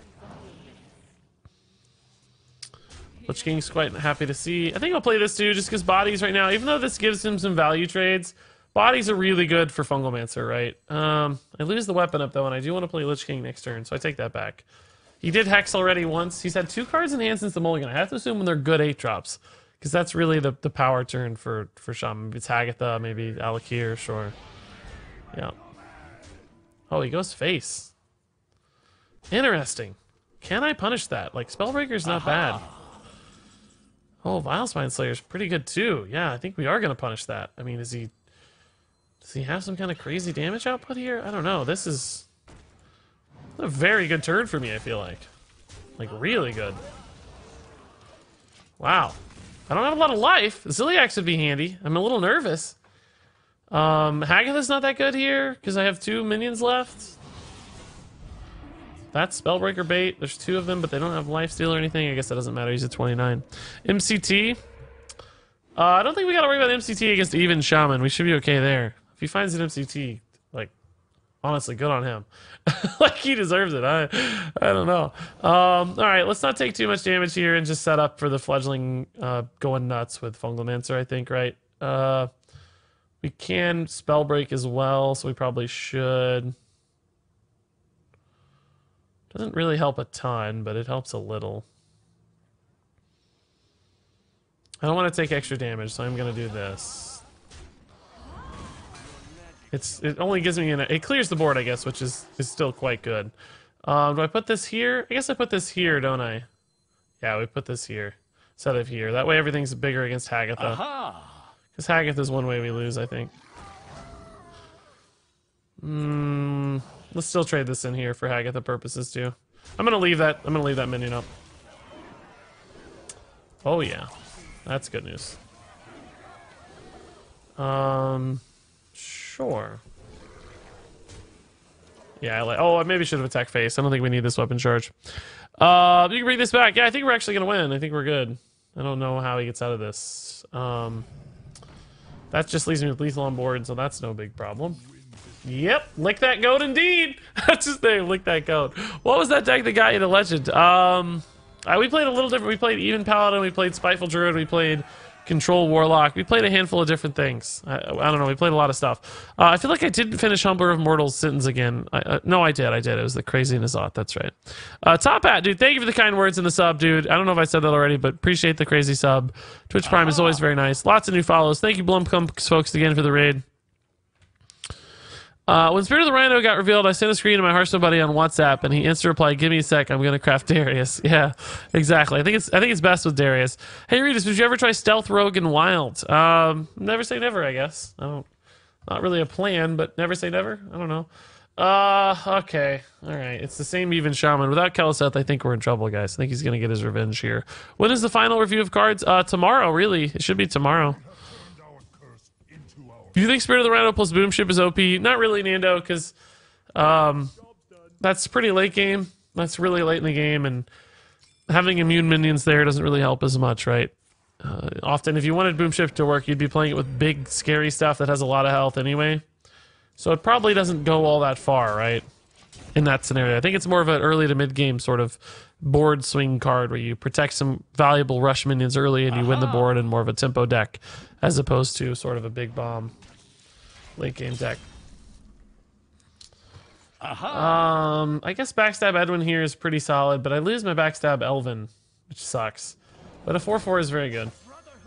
You could Backstab Vicious as well, and arguably it's a little better, but this is one of the only chances we're going to get to have a good Edwin. Fledgling might always be good.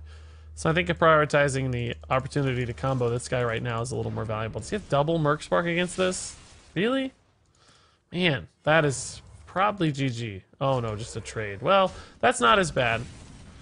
That's not as bad. I still don't have a great play, but Fledgling does technically survive here. There might be a chance this Fledgling gets to live. He'll probably roll like Taunt Totem to disrupt me, but that's okay. Real Metal Squid, dude, 10 months is crazy, man. How could it be that long already? That's nuts, dude. That's absolutely nuts. This guy talks a lot and fast. I like it. Thanks, Stoolin Panda. I try my best, man. I like to read a lot of chat if I can. Discard Warlock to Legend next time. I don't think it's possible right now, but it might be next month, so we'll see. We'll see, dude. It could definitely work with Jeklik and all the new discard cards for Warlock in the upcoming Rosticon's Rumble expansion. Double Earthen Might, man. LOL, 2641. Thank you for the Twitch Prime sub, sir. LOL. That's amazing. We're up to like 767 now, I think, maybe. I don't know if that last sub counted, that resub. 766 still. Woo! That's a big sub count, guys. But that's way above our record for the Witchwood. We did get a little higher so far in Boomsday Project, but that's because we got like a ton of gifted subs. We had so many gifted subs in Boomsday Project that I'm not too upset. Not too upset. Healing Totem is clutch value because now I can't Serenite or SI7 this guy. That's a really, really big roll. Like an insanely high roll. Ice Walker, what? That's weird to see. I know this dude has good targets for Vilespine coming. I know that I need to hit like Flame Elementals and Lich Kings and Alakirs, but I just can't afford to. I have to get the board back right now or we never get it back. And this is the best opportunity to do that because he trades well into the board, right? Oh, speak of the devil. I just had to. Like, this doesn't matter if I lose to these little guys, right? It just doesn't matter if I lose to the little guys. Might hit a Shadow Step for this 8/8. Can also just, just kind of chip away at it, maybe. He doesn't have great trades into the Serenites, so an 8/8 probably has to run in. So it's, it's already down to 6. Like, it's already in chip territory. Ouch. I definitely need Shadow Step, though. Shadow Step, please. Shadow Step, please. It's on a 7, I guess, right? Shadow Step, please. Oh, I can't Shadow Step. He traded. Oh, boy. Oh, boy. Oh, boy. All right, we need Doom Pact, guys. We're down to the Doom Pact line now. This is where we're at. Okay, yeah, easy. It almost makes me nervous how good I am at calling these sorts of scenarios. We might be close to dead, though, honestly. I take the trade, so that's good news. Honestly, though, Doom Pact into Elven Minstrel is a pretty good reload. I don't care that I lose a bunch of cards. This is not a fatigue game anyway. This is a... this is very much a... tempo game. Now, of course, 8 health is not good, and I'd love to make sure I don't lose my Ziliax, right? Need that Ziliax. Need that Ziliax. Need that Ziliax. Need that Ziliax. That's okay. Oh my god. It's almost like I got like... it's almost like the game like knew. It's like, no, sorry, Regis. We're gonna tempt you, and then we're gonna make it the very last card you see. Not Alakir. Alakir would be lethal with this on a future mana turn. Not right now, so that's okay. This is actually kind of good because this essentially means half my deck is spiders at this point, right? So we need to make sure we kill these things and don't take a ton of damage because Alakir is going to represent lethal very soon. So what we can do is like fungal here, trade, backstab this so that it takes less damage, I guess, and then weapon this. So that's 7. So we have mana for the Fish's Fledgling as well, which is good. Okay, so we're not going to be in range of Alakir, but there's still a lot of scary things that could happen here, right? Still a lot of scary things. I'm losing my Keleseth, but that's okay, because ultimately the Fledgling here could hard carry. And we have Leroy in hand too, so it might only take a couple turns to win this game. But I need to be sure I can kill his next set of threats. And Alakir does 6. That's not bad. And I would hate to see, the thing I'd hate to see most probably is like, oh my god, that is an insane amount of damage with Leroy. I guess, do we spell break that? And then trade, because I can't leave this up, because Alakir represents lethal with the 1/1 up. So I think we have to spell break, and then I guess we just Keleseth and Falderai, right?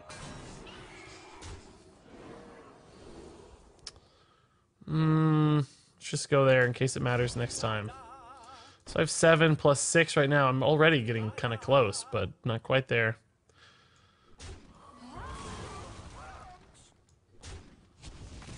All right, I actually think we're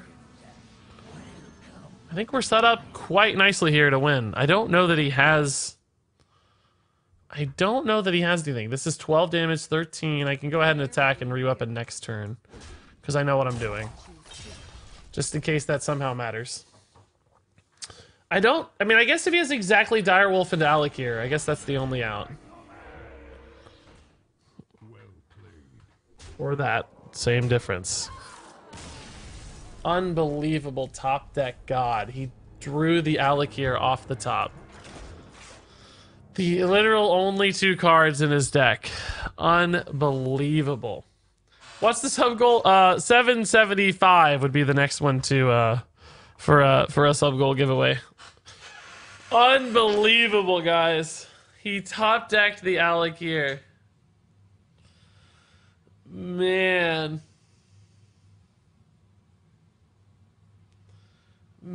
he had to have Alakir and a buff for Alakir. That's the only way he does 7 damage. We manipulated our health perfectly.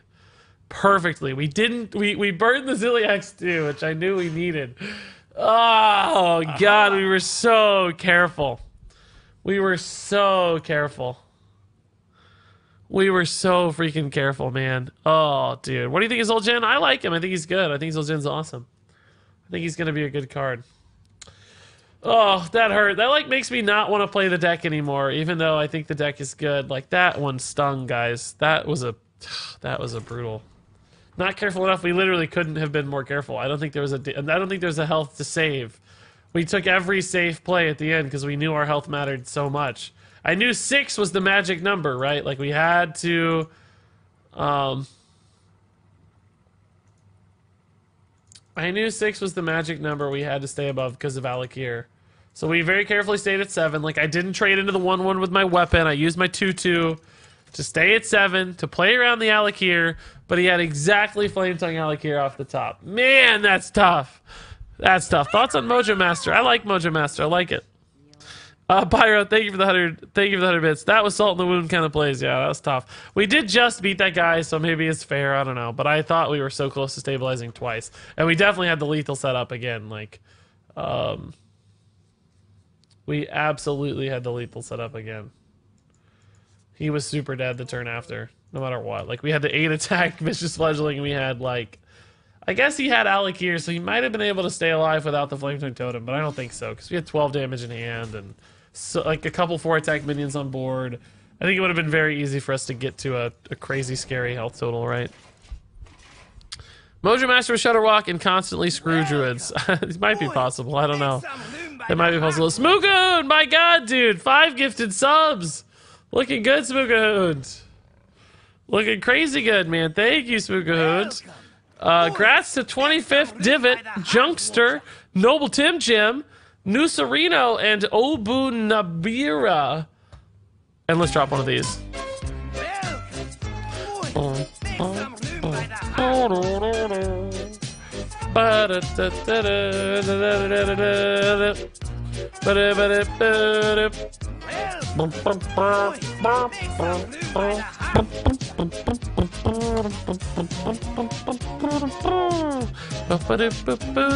Chromix says, I love the Regis subtrain.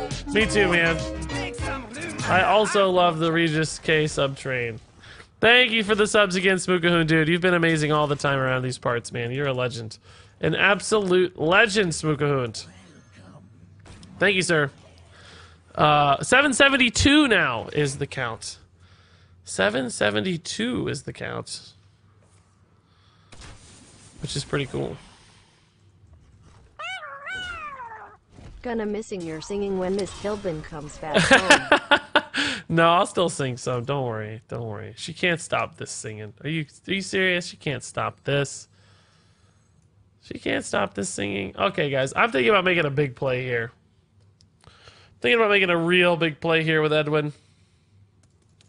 Because our opponent has just used, like, all of their stuff, right? They just used Kill Command, Flanking Strike. Like, there's no way they can answer this Edwin. Hunter's Mark is 1 out, but he only has 5 cards. I'm just going to go for it. We're going to make a real big play on this Edwin.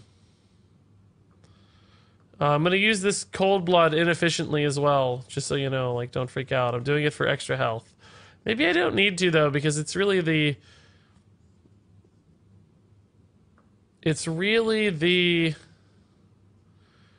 Yeah, I don't think I need to, because Hunter's Mark's really the only out, right? How much health? Edwin would be out of range of,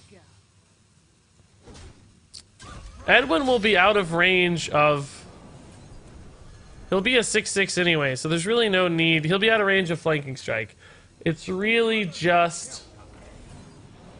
Oh, he's an 8/8. Never mind. He's an 8/8. So he'll definitely be out of range. It's really just Hunter's Mark that beats this, right?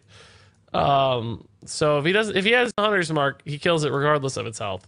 So I could have used the Cold Blood for +2/+2. Instead, I decided to use the Cold Blood for extra attack, right? That was the plan here. That's 6, and this puts him at 7. By God, we're going, guys. We're going. Like, I don't know. I don't know, but I think I identified our win condition. We're gonna go for it, man. Deadly Shot would be bad. Yeah, most people don't run Deadly Shot though in this. Well, they might actually. It's possible. I don't know. But I thought was he just used all his removal. Let's just make a big play, right? Like, let's just do it. If he plays a taunt, we're fine. It's GG. Oh, Hounds gives him the clear on Edwin though. Sad day indeed. Though we are getting a lot of sort of resource value out of it, at least. You know, he did have to use a lot of stuff there. So I still don't know if that was a bad play. We got 14 damage. We got him to kill his Unleash the Hounds and a Flanking Strike. So he spent 7 mana to kill it, and we got, you know, a good damage return. I sort of think that was still an okay play. I sort of think that was a decent play. I'm not going to win out, but... Oh, great. Against the Spell Hunter. Always. Why do you always get this against Spell Hunter? Like, why? Why do you always get Death Grip against Spell Hunter? I've had so many... oh, that's really good. Oh, it does give him the clear, I guess. I was thinking it did because he didn't get Huffer, but he still gets the damage from Leok, so... He needs to push through this Lich King. He can't give me 2 Lich King cards. He decides not to. He's giving me 2 Lich King cards. Wow. Okay. Let's just silence this so the damage on board gets reduced significantly, right? And then Lich King becomes hard to kill again. This is only worth 4 damage. This is worth 5, so it makes the Lich King unkillable again. Theoretically unkillable, I should say. We need better Lich King cards, so we're not going to attack because of freezing traps or whatever. Obliterates, that's okay. We can work with Obliterate. That's fine. Oh, he can still kill the Lich King. I forgot this was still alive. I just silenced it. I'm dumb. I don't know if he will, though. He didn't last time. He valued his minions a lot. I think he will. I think he'll push through Lich King. So he pushes through Lich King. His 2/2's dead. I have, what, 6, 10, 11 damage on board. There's presumably going to be, like, a Wandering Monster to disrupt some of that. Oh, and a Rexar incoming as well. Wow. Well, that's tough. That's pretty tough. And I really, really wish we'd just gotten, like, Death and Decay or Frostmourne. We kind of got the 2 worst ones, maybe. Doom Pact probably would have been bad, too. Army of the Dead would have been amazing. So, is he going to kill this guy? He does, okay. So, Explosive Trap's kind of bad. Shadow Step's kind of bad. We have some major hand problems here, guys. Some big time issues with our hand size. Okay, so guess we'll just die to Explosive Trap. Warning Monster and Freezing Trap, it turns out. So I actually would have been better off. I kind of should have played this one, maybe. No, it doesn't matter. It doesn't matter. We're going to play it anyway, so... I can't wait to see Rogues grab Zul'jin with academic espionage. Yeah, you're right. Yeah, 1-mana Zul'jin's pretty nuts. You're right. I didn't think about that, Pyro. That's going to be a lot of fun. Replaying all your rogue spells. Some of those are probably rather risky to replay, right? Like, you don't want to replay all those. Oh, Lifesteal and Rush is really good. I was going to Shadow Step this guy, so that's a problem. It's a lot of life gain. Yeah, it's actually pretty good too. What do I need to draw here? Ziliax is maybe my best draw. Ziliax, I think. Ziliax probably. Replaying Espionage, that's true. You get another Espionage replayed. Tons of extra cards added. Oh my god, this hand, dude. Totally dead Death Grip, just saving it for combo, which actually right now is going to be perfect. That's kind of great. Fledgling is completely garbage right now. I think we'll just Shadow Step this and find more stuff. And I guess we'll just re-weapon, right? Like, he'll trade this in, that's fine. So we can weapon this one too.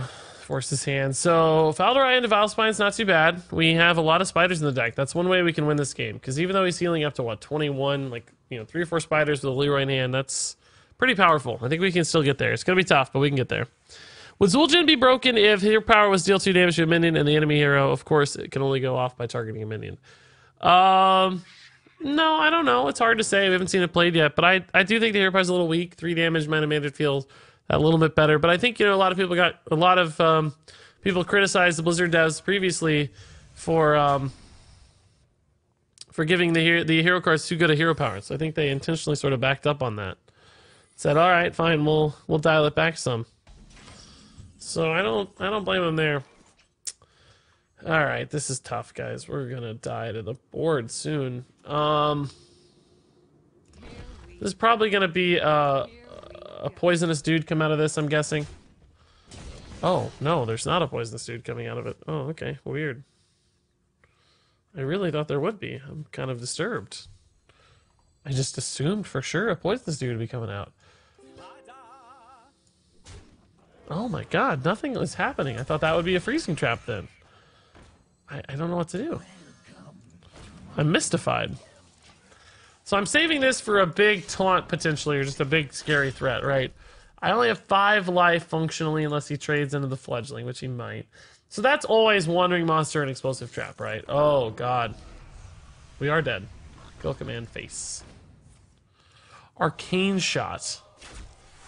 And he has a Stone Tusk Boar. Wait, what? How is that created by Zombeast? Oh, it's the Jeweled Macaw card. Okay, it's a Jeweled Macaw. He played a Jeweled Macaw earlier.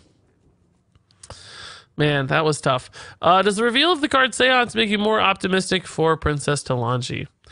Not necessarily, no. I don't really think that's going to be the use case for her. I mean, it could be. It doesn't hurt, right? It adds up. It's fine. But I think it's really more about pouncing like really powerful battle cries and stuff that makes Seance good. I don't think Talanji Seance gets me all that excited, personally. But, it's all of us have different ways to interpret things, so we'll see. We'll see. How about we win one now? Dude, we've won a lot of games today. We'll get one, don't worry. We've actually won a lot more today than we've lost, haven't we? Maybe not. No, we've lost a lot. No, I take that back. We've only won 1 game today. Is that really right? It felt like every game was so close, I guess. It felt like every game was winnable, but we just haven't been squeezing them out yet. That 38-minute game in particular against the Priest. What a crazy game. That's got to be one of the best games I've ever played. Like, not from a level of competitiveness, but from a... Not like me personally, best I've ever played, but like most fun, most interesting, most exciting games I've ever played. The Hunter Loa has not been revealed. I presume we'll see it tomorrow during the card reveal stream.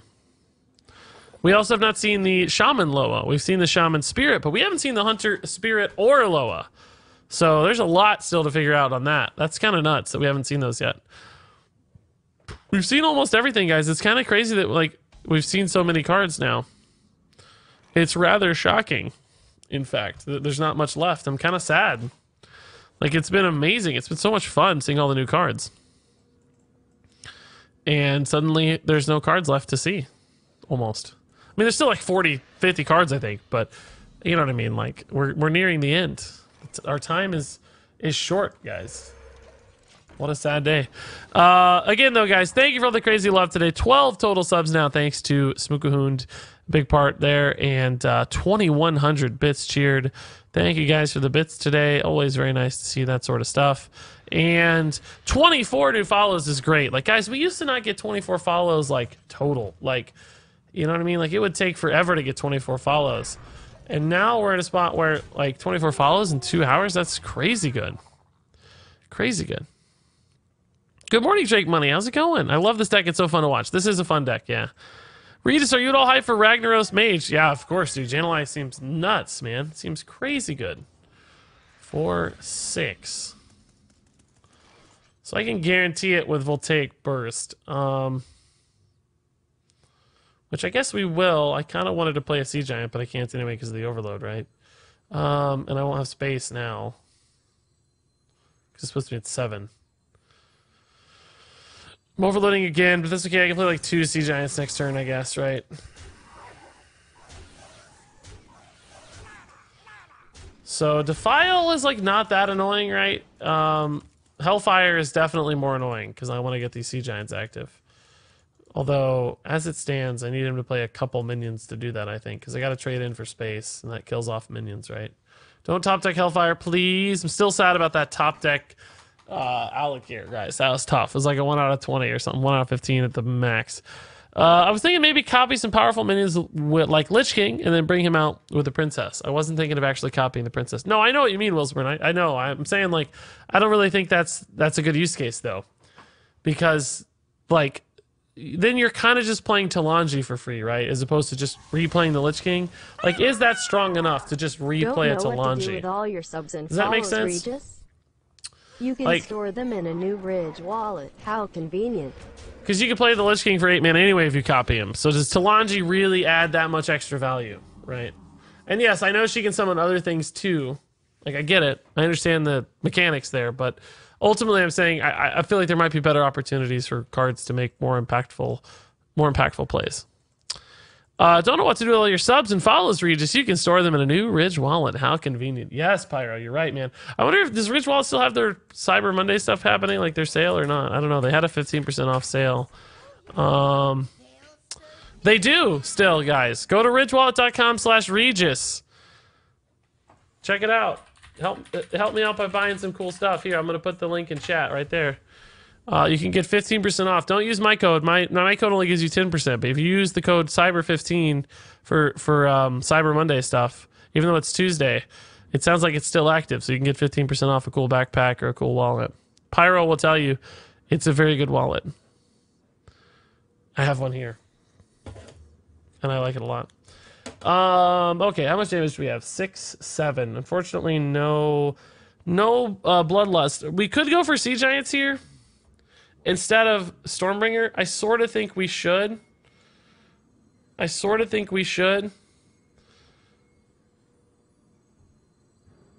No, I take that back, actually. I don't think we should. I kind of wish I could play an Elemental. Let's assume he gets Void Lord off this. What do I need to kill it? I don't know. I think I'm going to play Stormbringer, guys. It's just potentially so insane. Oh my god, yes. Oh my god. What an insane Stormbringer. This is a very good Stormbringer. Deathwing, Onyxia, Rotface, Dollmaster Dorian is even solid. Like, the lowest cost minion we got was 5 mana, and they're all pretty good. And a couple are insane, like Deathwing and Rotface. Oh my god. Please defile me, bro. Please trade and play Lord Godfrey, and let's just watch this go crazy. I want to see the Lord Godfrey, man. No.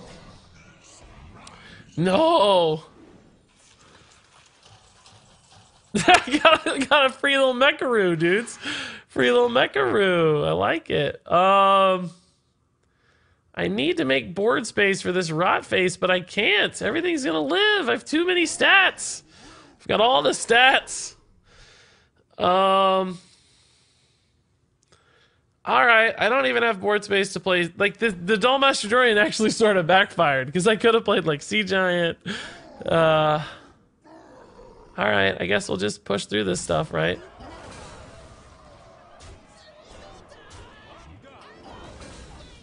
Maybe I should have tried to keep my Rotface at higher health total. I don't know. I have no idea. I mean, how do you trade into that board? There's probably a better way, honestly. Probably a better way. But what a crazy day. It's Tuesday. Crap, I didn't go to work. I hope that's a joke, Gamer Soccer Ball. I hope that's a joke. Why do I need a wallet when I give Hearthstone all my money? That's true. That's true. It's a good point. Although I don't use it for money. I use it for cards, you know. Credit cards, but also Jimmy John's gift cards, which I might use today, actually. That's not a bad idea. No, I'm going to go to the grocery store today. Never mind. And then, like I keep my health insurance card and 2 credit. I carry 4 things: driver's license, health insurance, and 2 cards, like 2 credit cards. That's it. 4 cards, and that's all I carry. And it's like the thinnest wallet in the world, I think. Probably not literally, but feels like it. Feels like it's about 1,000,000 times better than my old one. It's gonna be. What is happening here? What was that? What was that line? I don't understand. Oh, Flame Tank Totem doing work. Well, not really that much work, but we're just gonna win, so that's cool. That's cool. Wow, guys, Stormbringer doing work. Still not sure it was a better play than Sea Giants, but it was. It worked out. It worked out. Man, it worked out, guys. That was beautiful. No cash? Well, not. I do keep a little cash, I guess. Yes. I don't. This is not my actual wallet I use. This is just one I keep on stream and play with. But yeah, I have like a couple 20s. There's a money clip basically on it. We won one. We did win a game, and it was a fun one to win too. That was a good game to win. I really liked that game. I really liked that game. It just came to my mind that Blizzard just decides to make weird / bad neutral legendaries every set. Dollmaster and Witchwood, Harbinger and Boomsday, and Grifta and Rastakhan. Yeah, I don't feel like Dollmaster maybe fits in that group quite as cleanly as the rest. I think Dollmaster is at least intriguing, right? Like, it does cool things. It has, like, the potential to be good, I feel like. I'm not sure the others that you listed do. But I feel like there was probably still a card in Witchwood that meets that classification. I just can't think of what it was. Aha. Like a bad neutral legendary? Was there not like a terrible neutral legendary in Witchwood? I feel like there might have been, but I can't think of it. Let's see. Witchwood legendaries. Is there not a neutral set? I guess not. Oh, neutral cards only. At Well, Regis yeah, no, they're all pretty good. Bar near my job asked about my wallet. Referred them to the link that uses your code. High five, Hope dude. They end up buying one. High five, dude. Yeah. Awesome, man. That's the word of mouth stuff that's amazing. That's how things scale. I love it. That's what people like to hear when they sponsor somebody. Just came out, read that. Hey, Regis, what are your thoughts on the new hero card? I think it's really early April Fool's joke, but it's more interesting to hear your opinion. No, I don't think that at all. I think it's actually really good. I think it's a pretty strong card. Why do you think it's an early April Fool's joke, Pinkie Pie? I'm really curious. Why do you think that? Trump was pretty high on Grifted. He made some good points. I need to hear those points. I don't buy it. I know what the points are going to be, like information advantage and like I don't know what else. There's another point too, but I can't remember what it is. Like there are a couple positives you can try to point out, but I'm still not convinced by them because ultimately it's just a 4 or 5 body, and Discover is just so unreliable anyway for such a wide net, but also then the 50-50 aspect is hard mana, too. Wipe your opponent's board, summon a massive board for yourself, and cast a Christmas tree. Yeah, exactly, Kylix. I like Zildjian a lot, man. Even just getting 5 secrets, if you could, might be worth it. It's gonna be tough to get 5 secrets. It's usually gonna be like 2 or 3 secrets, which is still good. But oh my god, guys, can we hit the insane? Is it possible? Can dreams be this big? Can dreams be this big? Can Knife Juggler go 3 for 3, guys? Can he shoot 100%? Here he goes. He's gonna do it. He's gonna do it. He's gonna do it. He's gonna do it! Ah! So close. So close, Knife Juggler. I thought he had it, guys. I thought he had it. Man, I'm sad. Man, I'm sad. What do you think of the Warrior Spirit? I like it. I think it's going to be strong. Does he kill the Juggler or does he kill the Flame Tongue Totem here? I assumed he'd kill the Flame Tongue, but the Juggler's kind of a threat too, you know, especially with a 1 health minion on board. He does both. He does both. He does both. Okay, well, at least we have a bit of a reload. At least we have a bit of a reload. Mekaru's a good reload too. Especially with replicating Menace around. Do you think Undertaker will make Death Rattle Priest? No, No, not really. It's too many death rattles you need to run in priest. It would be bad on Undertaker, right? You need all the little death rattle draw loot hoarders and stuff and dead ringers and death rattle priest to get enough death rattles to activate Amara. So if you want to run quest and Amara, Undertaker's not really a good fit, right? Because Undertaker you want like 2 or 3 really big cool death rattles, not a bunch of random bad death rattles in your pool. I think he might be awkward. And you might toss him in just to have an extra, right? But ultimately, I don't think that's going to be where the strength lies. I think that's going to be the more awkward use case.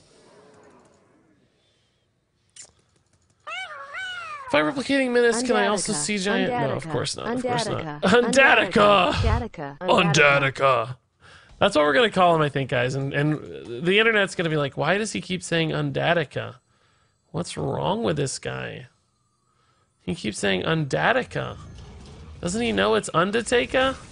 We'll just play it straight. We'll pretend the whole time we really think it's Undatica. Like, we're convinced the name is Undatica. It's just like, what do you mean? No, it's not Undertaker. It's definitely Undatica. You're crazy, man. You're crazy. All right, we lose this game, guys. There's always chances we reload on this stuff, but I don't think it's going to happen. By the way, there's a lot more people watching Hearthstone lately, guys. I think Rosticons is hyping people up a little bit. We've, there's 36,000 people watching Hearthstone right now, guys. That's a lot. It's a lot. That's way more than we had 2 weeks ago, even. That's a very good watch rate for Hearthstone right now. I think Rosticon's getting people pumped. It's always going to rise and fall, right? Of course. There's always ups and downs as expansions come and go. But 36,000 is impressive. It's good numbers. It's Regis, not the expansion that's hyping people. Well, we only have 300 viewers or so. So there's 36,300 and some odd people elsewhere. I don't know where they're at. I don't know why they're not here. Not here for the Hearthstone. Here for the beard and good vibes in Hearthstone. You baited me, Pyro, man. I got real excited, dude. I was convinced you were here for not Hearthstone, and then maybe you actually are here for Hearthstone after all, it turns out. You baited me, man. Alright, so let's see this here. Sure, I'll do that. Yeah. And I know he has an MCT in hand. We're just going to have to pretend that's not a thing, right? Just pretend it's not a thing. Do I go face for 7? We are getting pretty close to Bloodlust. I kind of want to trade this in, though, a little bit. Problem is my board's going to be too full. So if he plays MCT and starts trading, what happens, right? He MCTs, let's just say he steals a rush minion and then trades it in. That's pretty likely. I don't have Calamos. I don't necessarily have a good Bloodlust. I don't know. There might still be a Bloodlust that lines up because of the replicating menace. So I'm actually... Oh, this can't go face. Never mind. I'm dumb. That makes the decision a lot easier. It makes it considerably easier. I know this doesn't actually do anything, but just in case this gets buffed somehow and trades in, it can matter.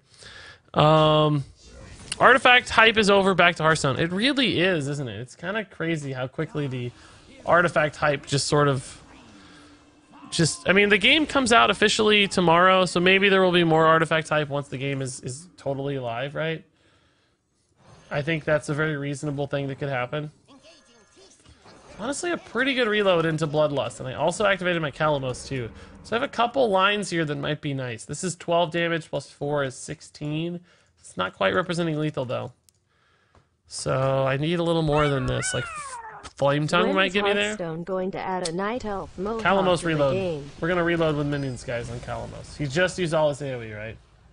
I know what's gonna happen though. If I do this, I'm gonna summon the 1/1s, which you never see. We're gonna do the Onyxia play.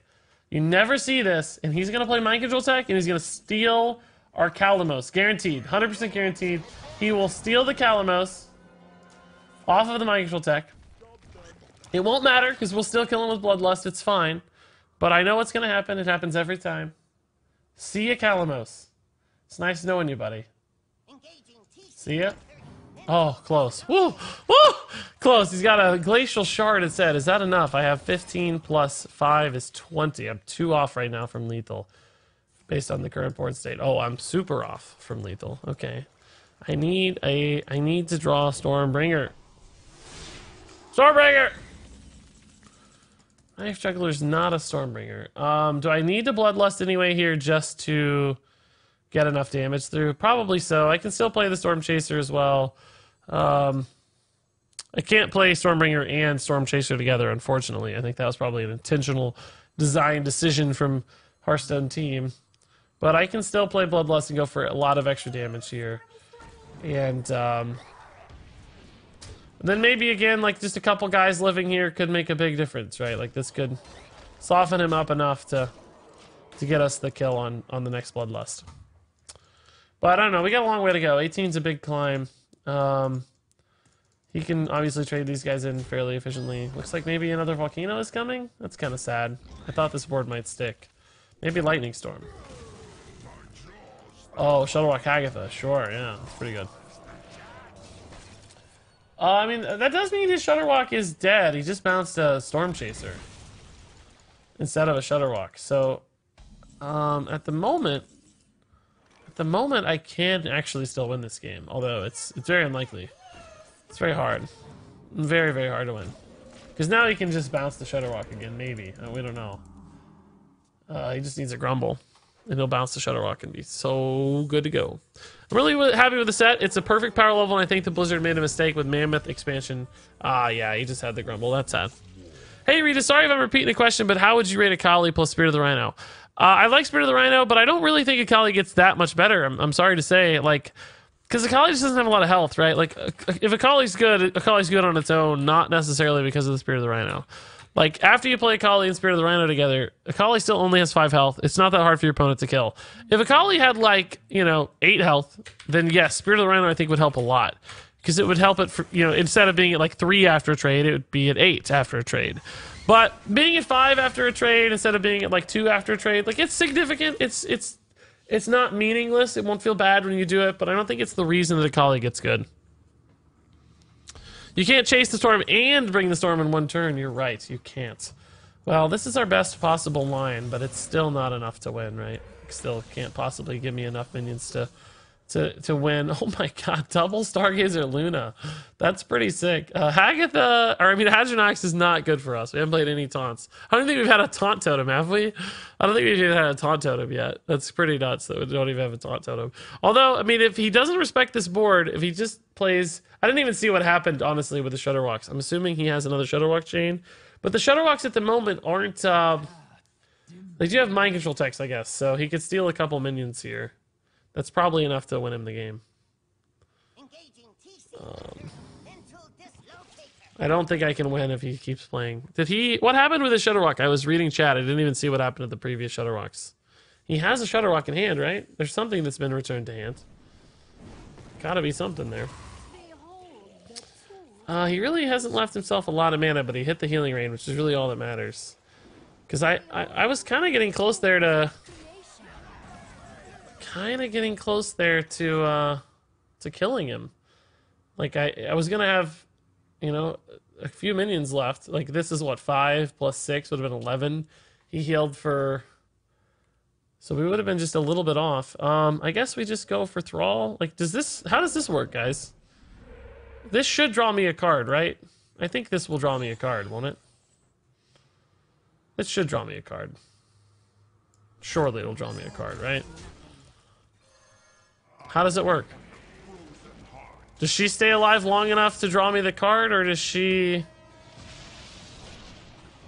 It does not draw me a card. Wow. That's sort of annoying, because it showed itself as blue in hand. It's a really good roll, though, I'll tell you, man. That's a great roll. Unlike that. Battle cries are played before the card goes into play.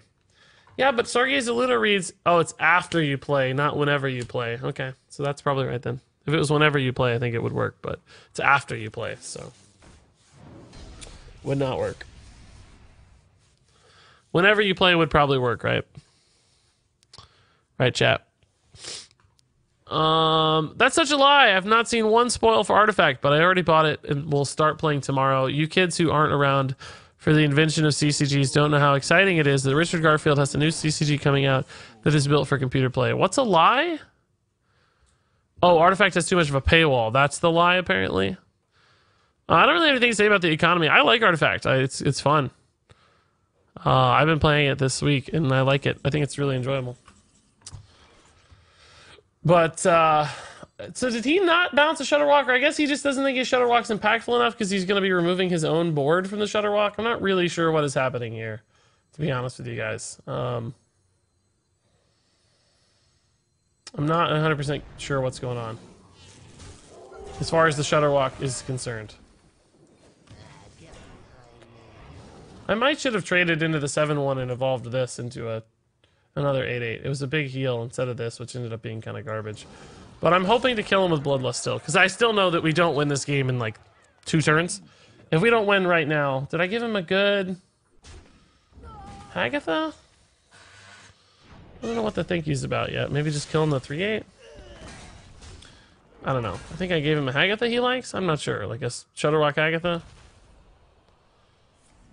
What's his plan here?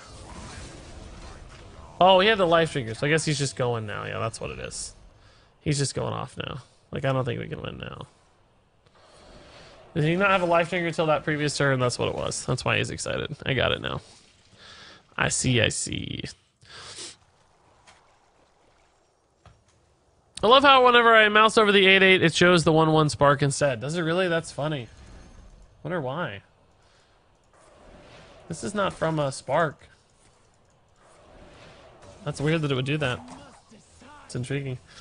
Is it just me or does anyone else think that Mojo Master Zihi is really good in Zoo? It's hard to say yet, I think. It could be. It's one of those things that might be. It's possible, but I don't think it's definitive. I don't think it's definitive. How can my opinion be a lie that makes no sense at all? Yeah, I don't know if calling it a lie was the best thing. That artifact hype is dead. I don't know. I mean, there are certainly people who are still hyped about Artifact. I really like the game. I want it to be successful, but so far the numbers are a little scary on it. Like, it has not had the best trend on Twitch, which is not a good sign. Although, like I said, that could change when it comes out tomorrow. I think you got to take my statement as a whole, don't you? Like I said, we'll see. We'll learn more. As more people play the game, I think it'll be more fun for them to watch. I think it's a bit hard to watch when you haven't really played it yourself. So there's definitely a chance it picks up some steam as people start to play who aren't in the beta currently and get access to the game. But I still don't. It's not looking like it's going to trend towards. I think he just intentionally mislethal. Man, this is boring, Aragorn. God, dude. Come on, man. It's getting boring, Aragorn. I know you're showing off for stream, but it's boring, man. Your hero has a blue glow. It does look nice. Why does it do that? It's not normally like that. Is that because the Luna was active when I played it? Anyway, I feel like Artifact is probably trending towards that, sort of 20,000 viewer mark max. I don't think it's trending towards that, like, 60 to 80 that some games get at launch, right? It's possible, I guess, but it doesn't seem like it. Doesn't seem like it. Why didn't he swing lethal? I don't know. He's being dumb. I hear Artifact all the time. Haven't had the interest to go check it out.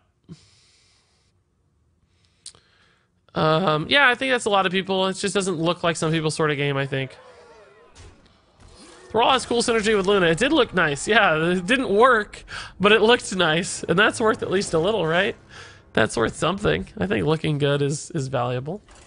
It's pretty good. Stargaze Luna's effect is sparkling. Yeah, exactly, Phoenix Toast. That's exactly what it is. Marioni says, I think the 3 lanes are less fun to watch than the single board. It might be fun to play, though. I do think it'll be more fun to watch once you've played it, if you want to and if you're going to play it, right? I think that's clearly not going to be the case for everybody, but it certainly will be for some people. I think it is watchable to an extent, just maybe not as friendly as Hearthstone for that, but still watchable. It's not unwatchable. There's too many card games in the market now that and extortionate prices make interest go down. Yeah, there's also the challenge of a lot of people have essentially sunk costs in Hearthstone, or they've got a commitment to Hearthstone. They have collections. There's a bit of inertia there you have to overcome with a new card game that can be really tough. But I'm curious to see how it goes. Like I think it's good to have multiple good, successful card games in the market. I think Artifact is very fun to play. I'm actually anxious to play more of it too, and I just don't have a lot of time right now. So we'll see. I'm very curious.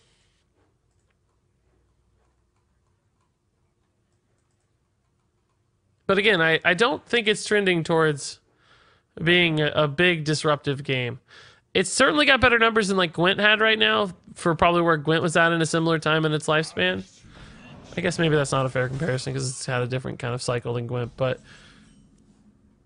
still, I think it's a little disheartening that it was getting 20K and then 15 and then 10 and then it's at 8 right now for viewership.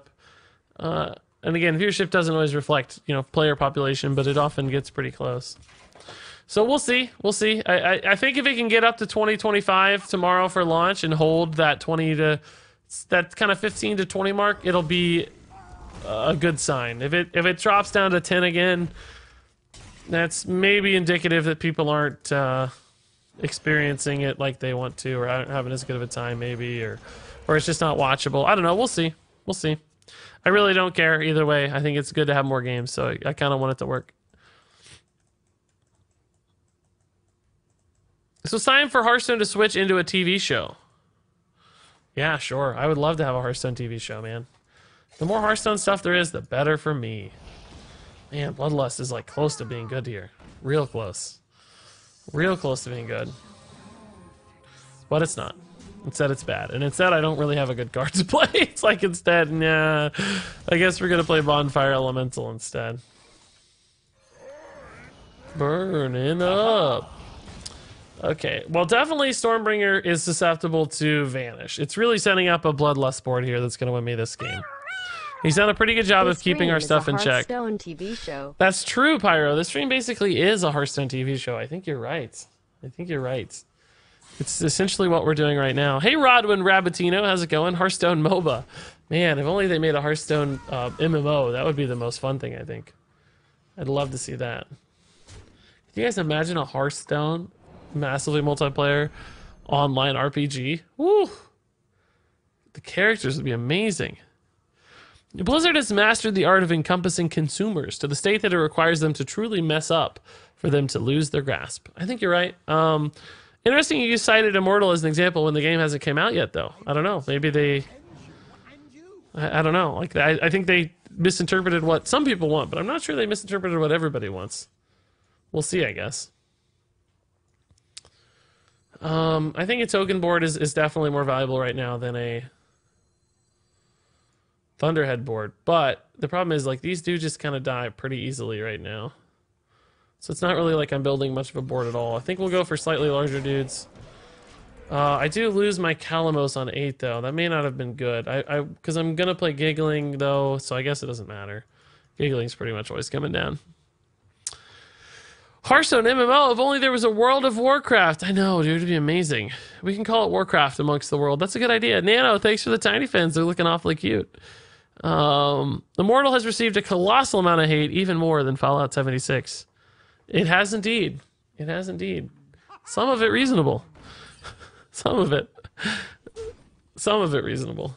Does he have quest, really? Man. No way he has prep too, right? He's only got 2 cards. There's no way he prepped. Well, he doesn't need to prep it. What am I saying? He's got 6 mana. How does he have 6 mana? 2 cards played. Good God, dude. Good God, my man. Still not the best board state for him. I'm glad I didn't play this. This would have got demolished with value trades. Still a little awkward for me, though. Does he trade both these in, or does he go face? I think I'd go face. I'd say screw it. Maybe trade into the 1-1, in fact. I might trade into the 1-1.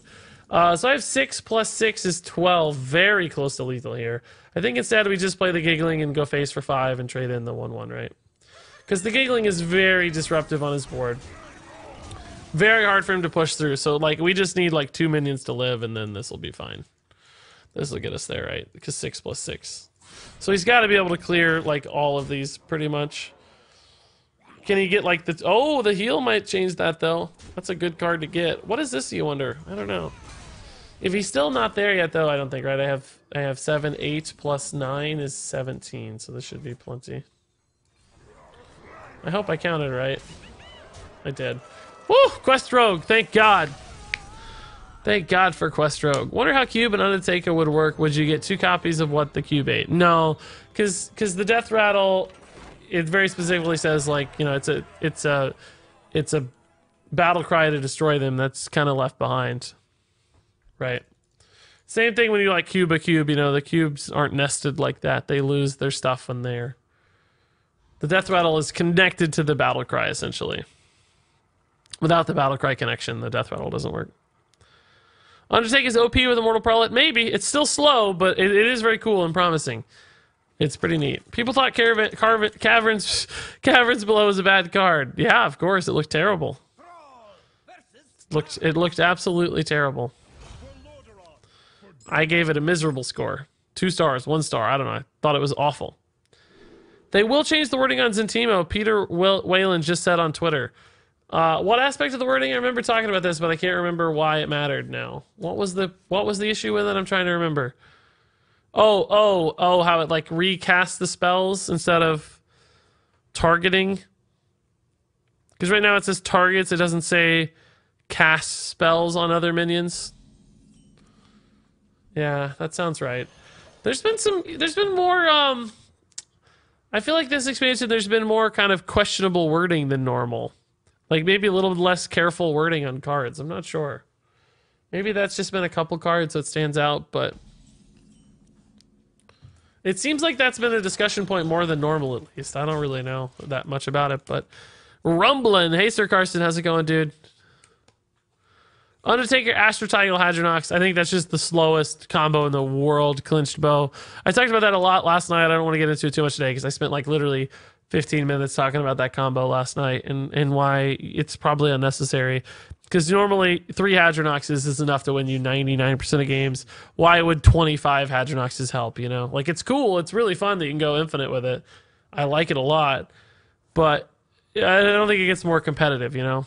Because 3 is all you need. If you get 3 Hadronoxes to land, you're just in hog heaven, right? Like, you're flying. You're doing everything you need. So why do you need 17 more?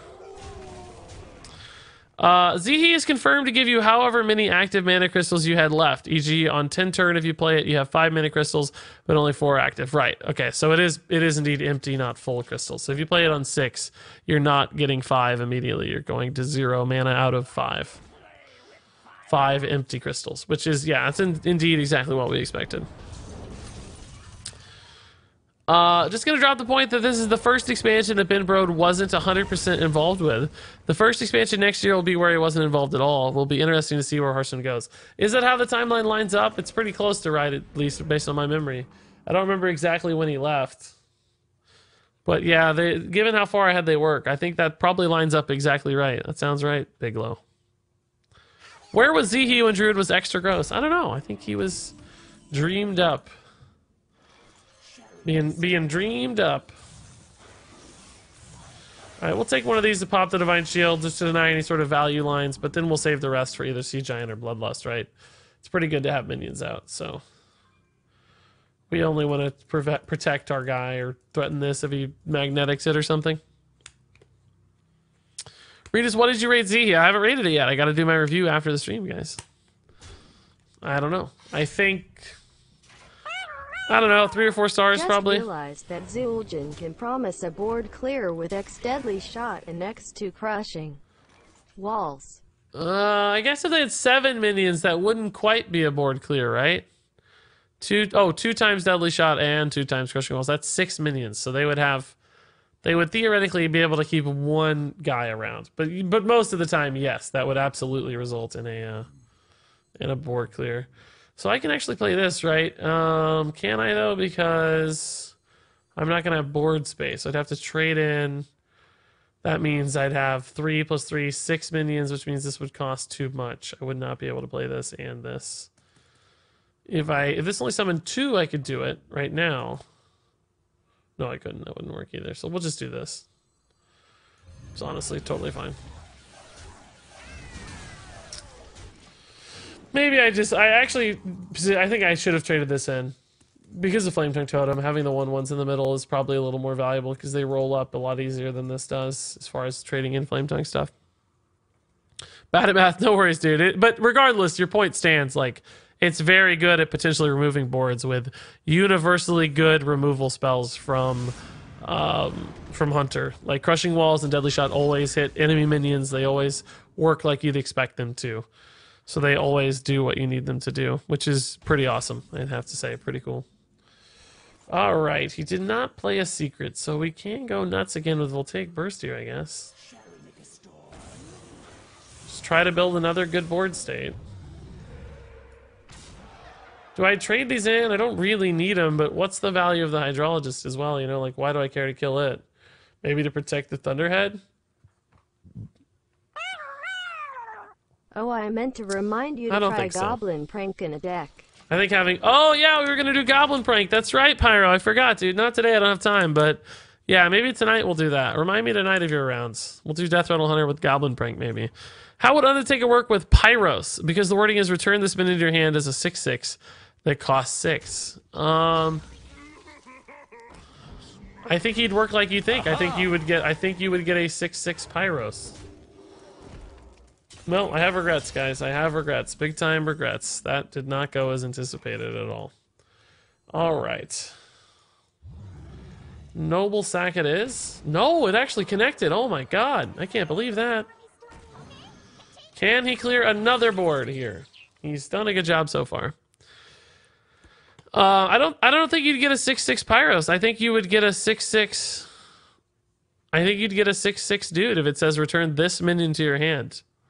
I think you'd get a 6/6 Undertaker and then a 10/10 Undertaker. What is Pyros' actual wording, right? What does Pyros say? Let's see.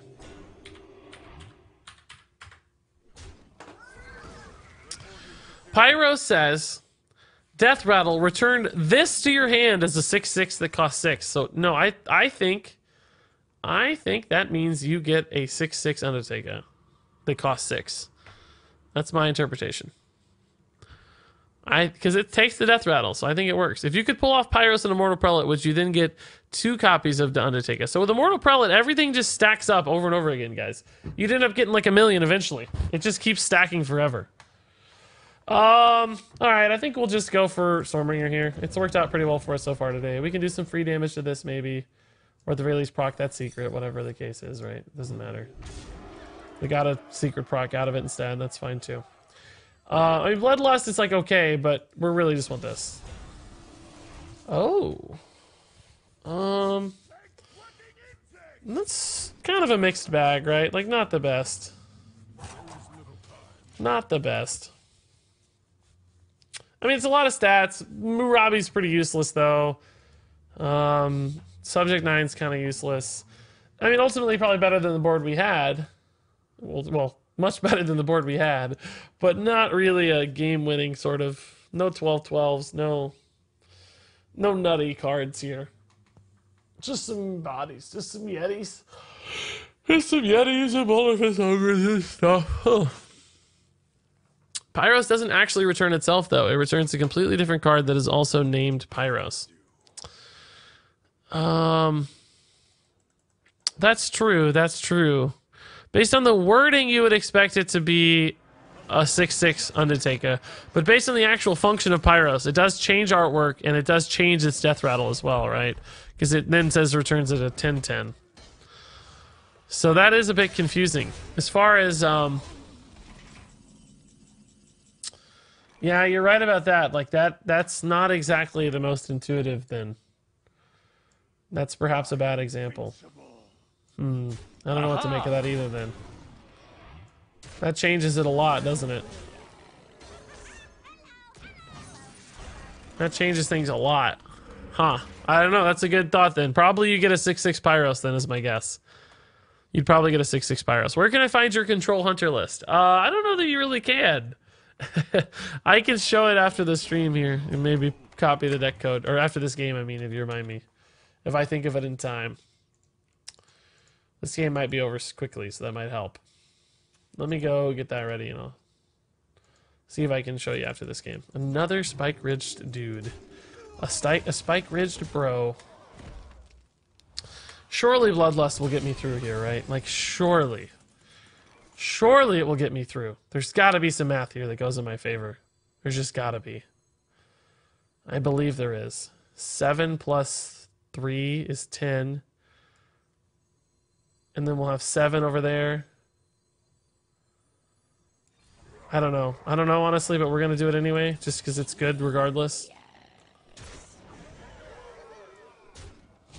Oh, it's definitely there. We're definitely there. Definitely there. Definitely there. All right, yeah, let me show you the Control Hunter deck list here. I'll copy the deck code in chat real quick.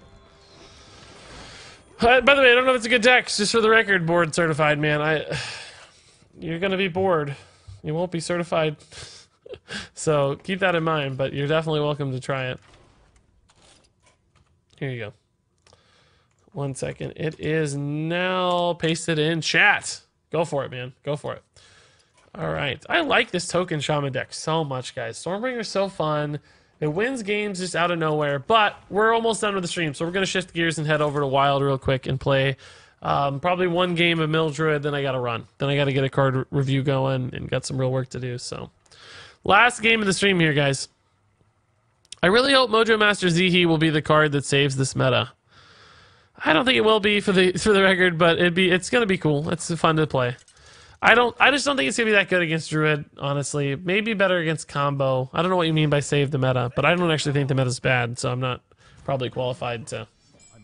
I don't think I'm even qualified to say, right? I don't know what makes the meta bad enough to fix, so we gotta talk about that. Can you speed up time so that tomorrow's last reveal stream is here already? I can't, man. I cannot. You do have a way to teleport, though. You can just sleep for the next, 24 hours, and then it'll be here. Just be sure to sleep for, 24 hours, and you'll be good to go. I don't think this deck list is right. Man, Hearthstone Deck Tracker is really freaking out right now. I cannot figure out what deck I'm playing, guys. Forget it. It's not going to work. It's freaking out. It's freaking out. Can you speed up time so that tomorrow's last real... Oh, read that. Real work. Well, I mean, it is real work. I got real work to do. Why is that funny? I don't know why that's a quote. Everyone get in here. It is the last game of the stream. It is indeed. Oh, no. That's not good news. Screw it. We're going to go Doomsayer, guys. I can't let that go crazy. And as soon as... he could actually kill it now with Crackle. He can Crackle this and kill it. It's certainly possible. But hope to God he doesn't, right? And I don't, it's not like I have a follow-up, right? It's not like I'm going to have a good 2-mana play, but I just cannot let this snowball. I don't want to naturalize it because he's got so much potential damage output, right? But I need to hold naturalize for, emergencies, 7/7s and stuff. So I'm happy to just take the whiff here on turn 2. We got Death Lord on 3, which feels good. Ferocious House is a solid card to see as well. I think we're okay now. Have you ever considered playing some Arena, or do you not enjoy the game mode? I've played a lot of Arena on stream in the past. It's not as popular. People like Constructed more. It's a bigger time commitment. You have to really carve out a good chunk to play Arena. So sometimes it's hard to line up on stream. It's just, I don't know. There's other people who do it better, so I don't feel as compelled to play Arena. I'm not against it. I like it off stream. I used to stream it quite a bit. There's a lot of historical Arena runs on my YouTube channel and stuff, and I've had good win rates, frankly, not crazy good, but we average 6.2, 6.3, that sort of range, which is, globally speaking, pretty good. Not too crazy far off the leaderboard, that sort of stuff. But not top tier. Not, there's a lot of good Arena streamers who are 7+ constantly. Have you ever saying the Druid can just ramp again? It doubles the problem. That's true. Yep. If it isn't the man with the greatest beard of all time, where? I don't see him. Is he here? Is he behind me? Druid is what makes the meta bad. I don't feel like I see that much Druid these days, guys. I don't know. I feel like, to me at least, and again, everybody's experience is different because we're all at different spots on the ladder, but to me it almost feels like more of a meme than a thing at this point. I don't feel like I see that many Druids at my ranks. Maybe there's more at lower ranks and stuff. That certainly can be the case. It's me? What? Entertaining people is work worthy of the money you get from it. Doesn't get any more real. I see, Scatrick. I understand. Yeah, you're absolutely right. I don't mean to imply this isn't real work. Just that I have a real job still, and this is a bit more of a less real job. But it's also a real job. They're both real jobs. I appreciate you saying that too. That's always nice. Some people are less aware of that reality. Regis is far more work than my real job, as far as amount of commitment and time and effort put in. I'm really enjoying playing Hunter and Wild with Cloaked Huntress, Secret Keeper, Spellstone, and Rexar. Yeah, that sounds busted, dude. A lot of crazy synergies exposed there in Wild. I love how much he's respecting our stuff, guys. It's crazy. I need like a swipe. Oh my god. I don't know if I do it now though. I say that, I watch you rip up the new meta. I think I just want a spreading Which plague deck next might turn. you try first? Although, now that I say that, Devolve is a card, so maybe Spreading Plague's not as good. Although still, it might be okay, because it's just a lot of minions. And on to Raven, thanks for the 101 bits. Can't wait to play Spell Hunter while I watch you rip up the new meta. What deck will you try first? I have no idea. I don't know. Regis Gilbin, did you already discuss the new Mage secret splitting image? We didn't, Pyro. I forgot to add it to the screen. I think it's cool though. It's one of the secrets that's going to be the hardest to play around, because the Mage itself has a lot of control over whether or not it's good, right? The Mage can basically say, okay, look, I only am going to play big minions, so I can't lose, basically. Like, you're going to have to eventually kill my minion, or if you don't, like, okay, you don't attack my minion, and it wreaks havoc, so I can just always play Lich King and force it to be a Lich King. Let's see if this dude has Devolve or not. Even if he does, like I said, we get a bunch of minions, which will help with Swipe. As long as it's not like Devolve and Bloodlust. If he Devolves and Bloodlust, clearly we've got issues.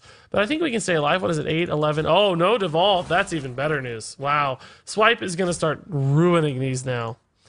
Swipe is going to look great. Like, Swipe here. These both got on a 1, so we can trade some 1/5s in. This dies. This dies. Assuming no Healing Totem. If he rolls a Healing Totem... Oh my god, please don't roll a Healing Totem. Please don't roll a Healing Totem. Please don't roll a Healing Totem. Please don't roll a Healing Totem. Please don't roll a Healing Totem. Oh, there's no space now. He can't roll a Healing Totem. That's good news. Okay. That's actually, this got even better. It's got even better for Swipe, guys. This got real good. It's got real good for Swipe. Like, real good. I don't actually know if we can lose now. Seems impossible to lose. We've stabilized. We have 25 health. That's plenty. We got Malfurion incoming. We don't need to mill anymore. Now we just play control. That ain't gonna get him there. That ain't gonna get him there. Oh, wow. Wow. We are rolling, guys. Oh my god. That's like, just now we go aggressive, don't we? Do we just kill him? Maybe we play Malfurion first, because we can probably keep this board around for a while. And then we just go Branching Paths, right?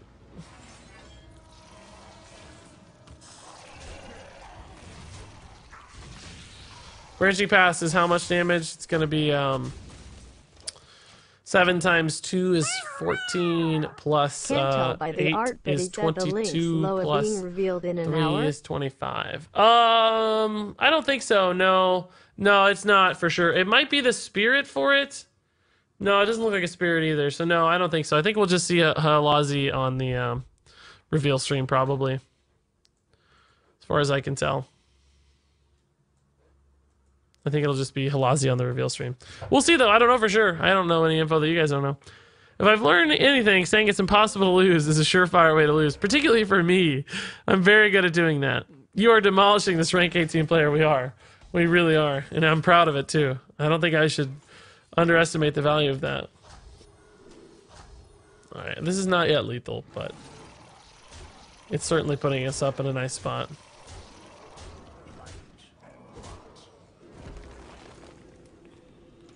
Okay. 2 health. And we're good to go. And guys, this is still going to be my last game, even though this one went a little faster than normal. I got a lot to do today, so I want to get moving on all that stuff. So it's been fun hanging out today, guys. Thoughts on the whole Inspire Druid? I think it looks pretty weak, Obs Renegade. It doesn't look very strong. It might be set up for a future archetype that's not really meant to be kind of expressed yet, you know? An archetype that might show up later, post-rotation or something.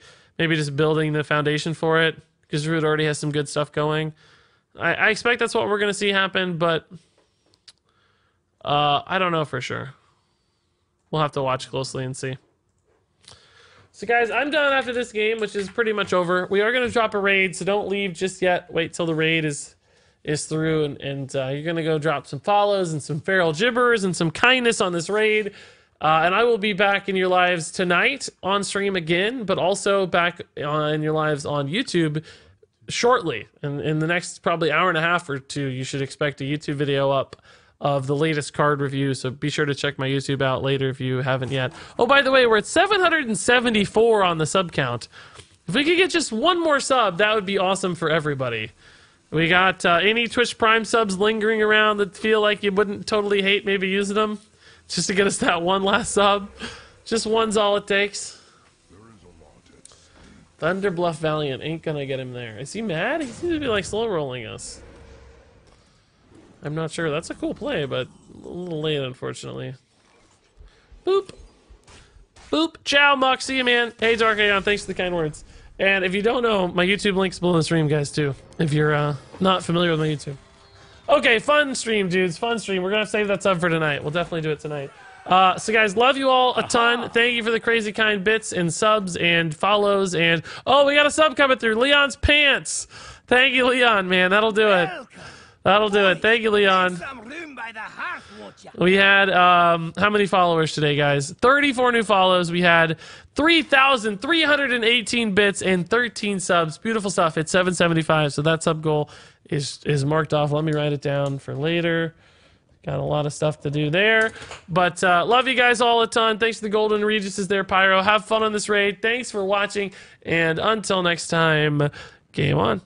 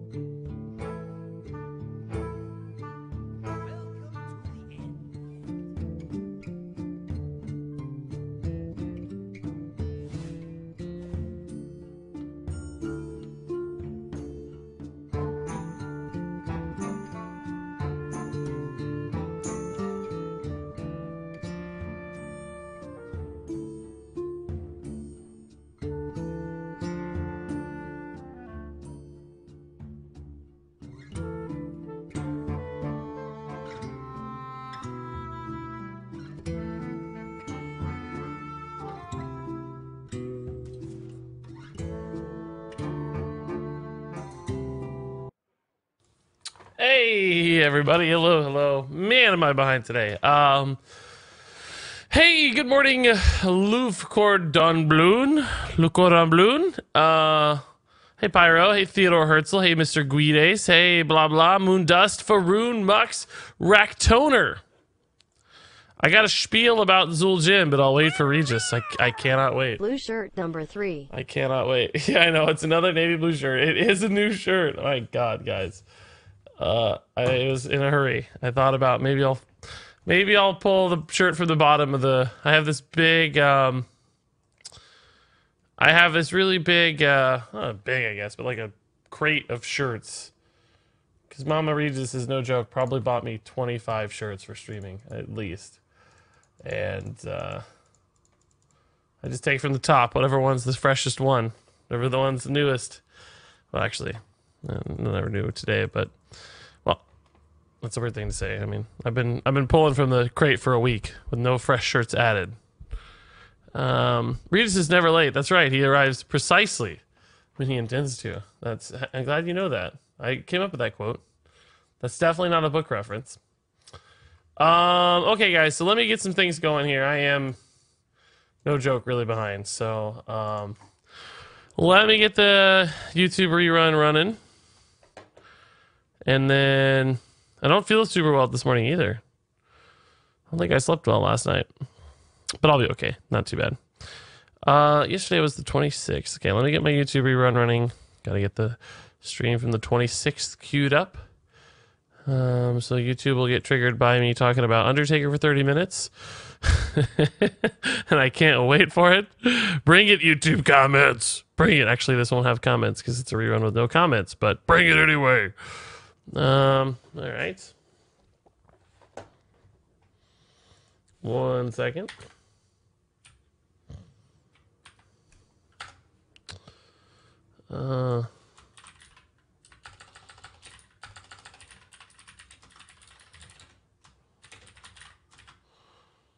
Okay, let's get that rolling. Maybe change the thumbnail here a little bit. How's it going, guys? Good? Good? Wickety, wickety, whack!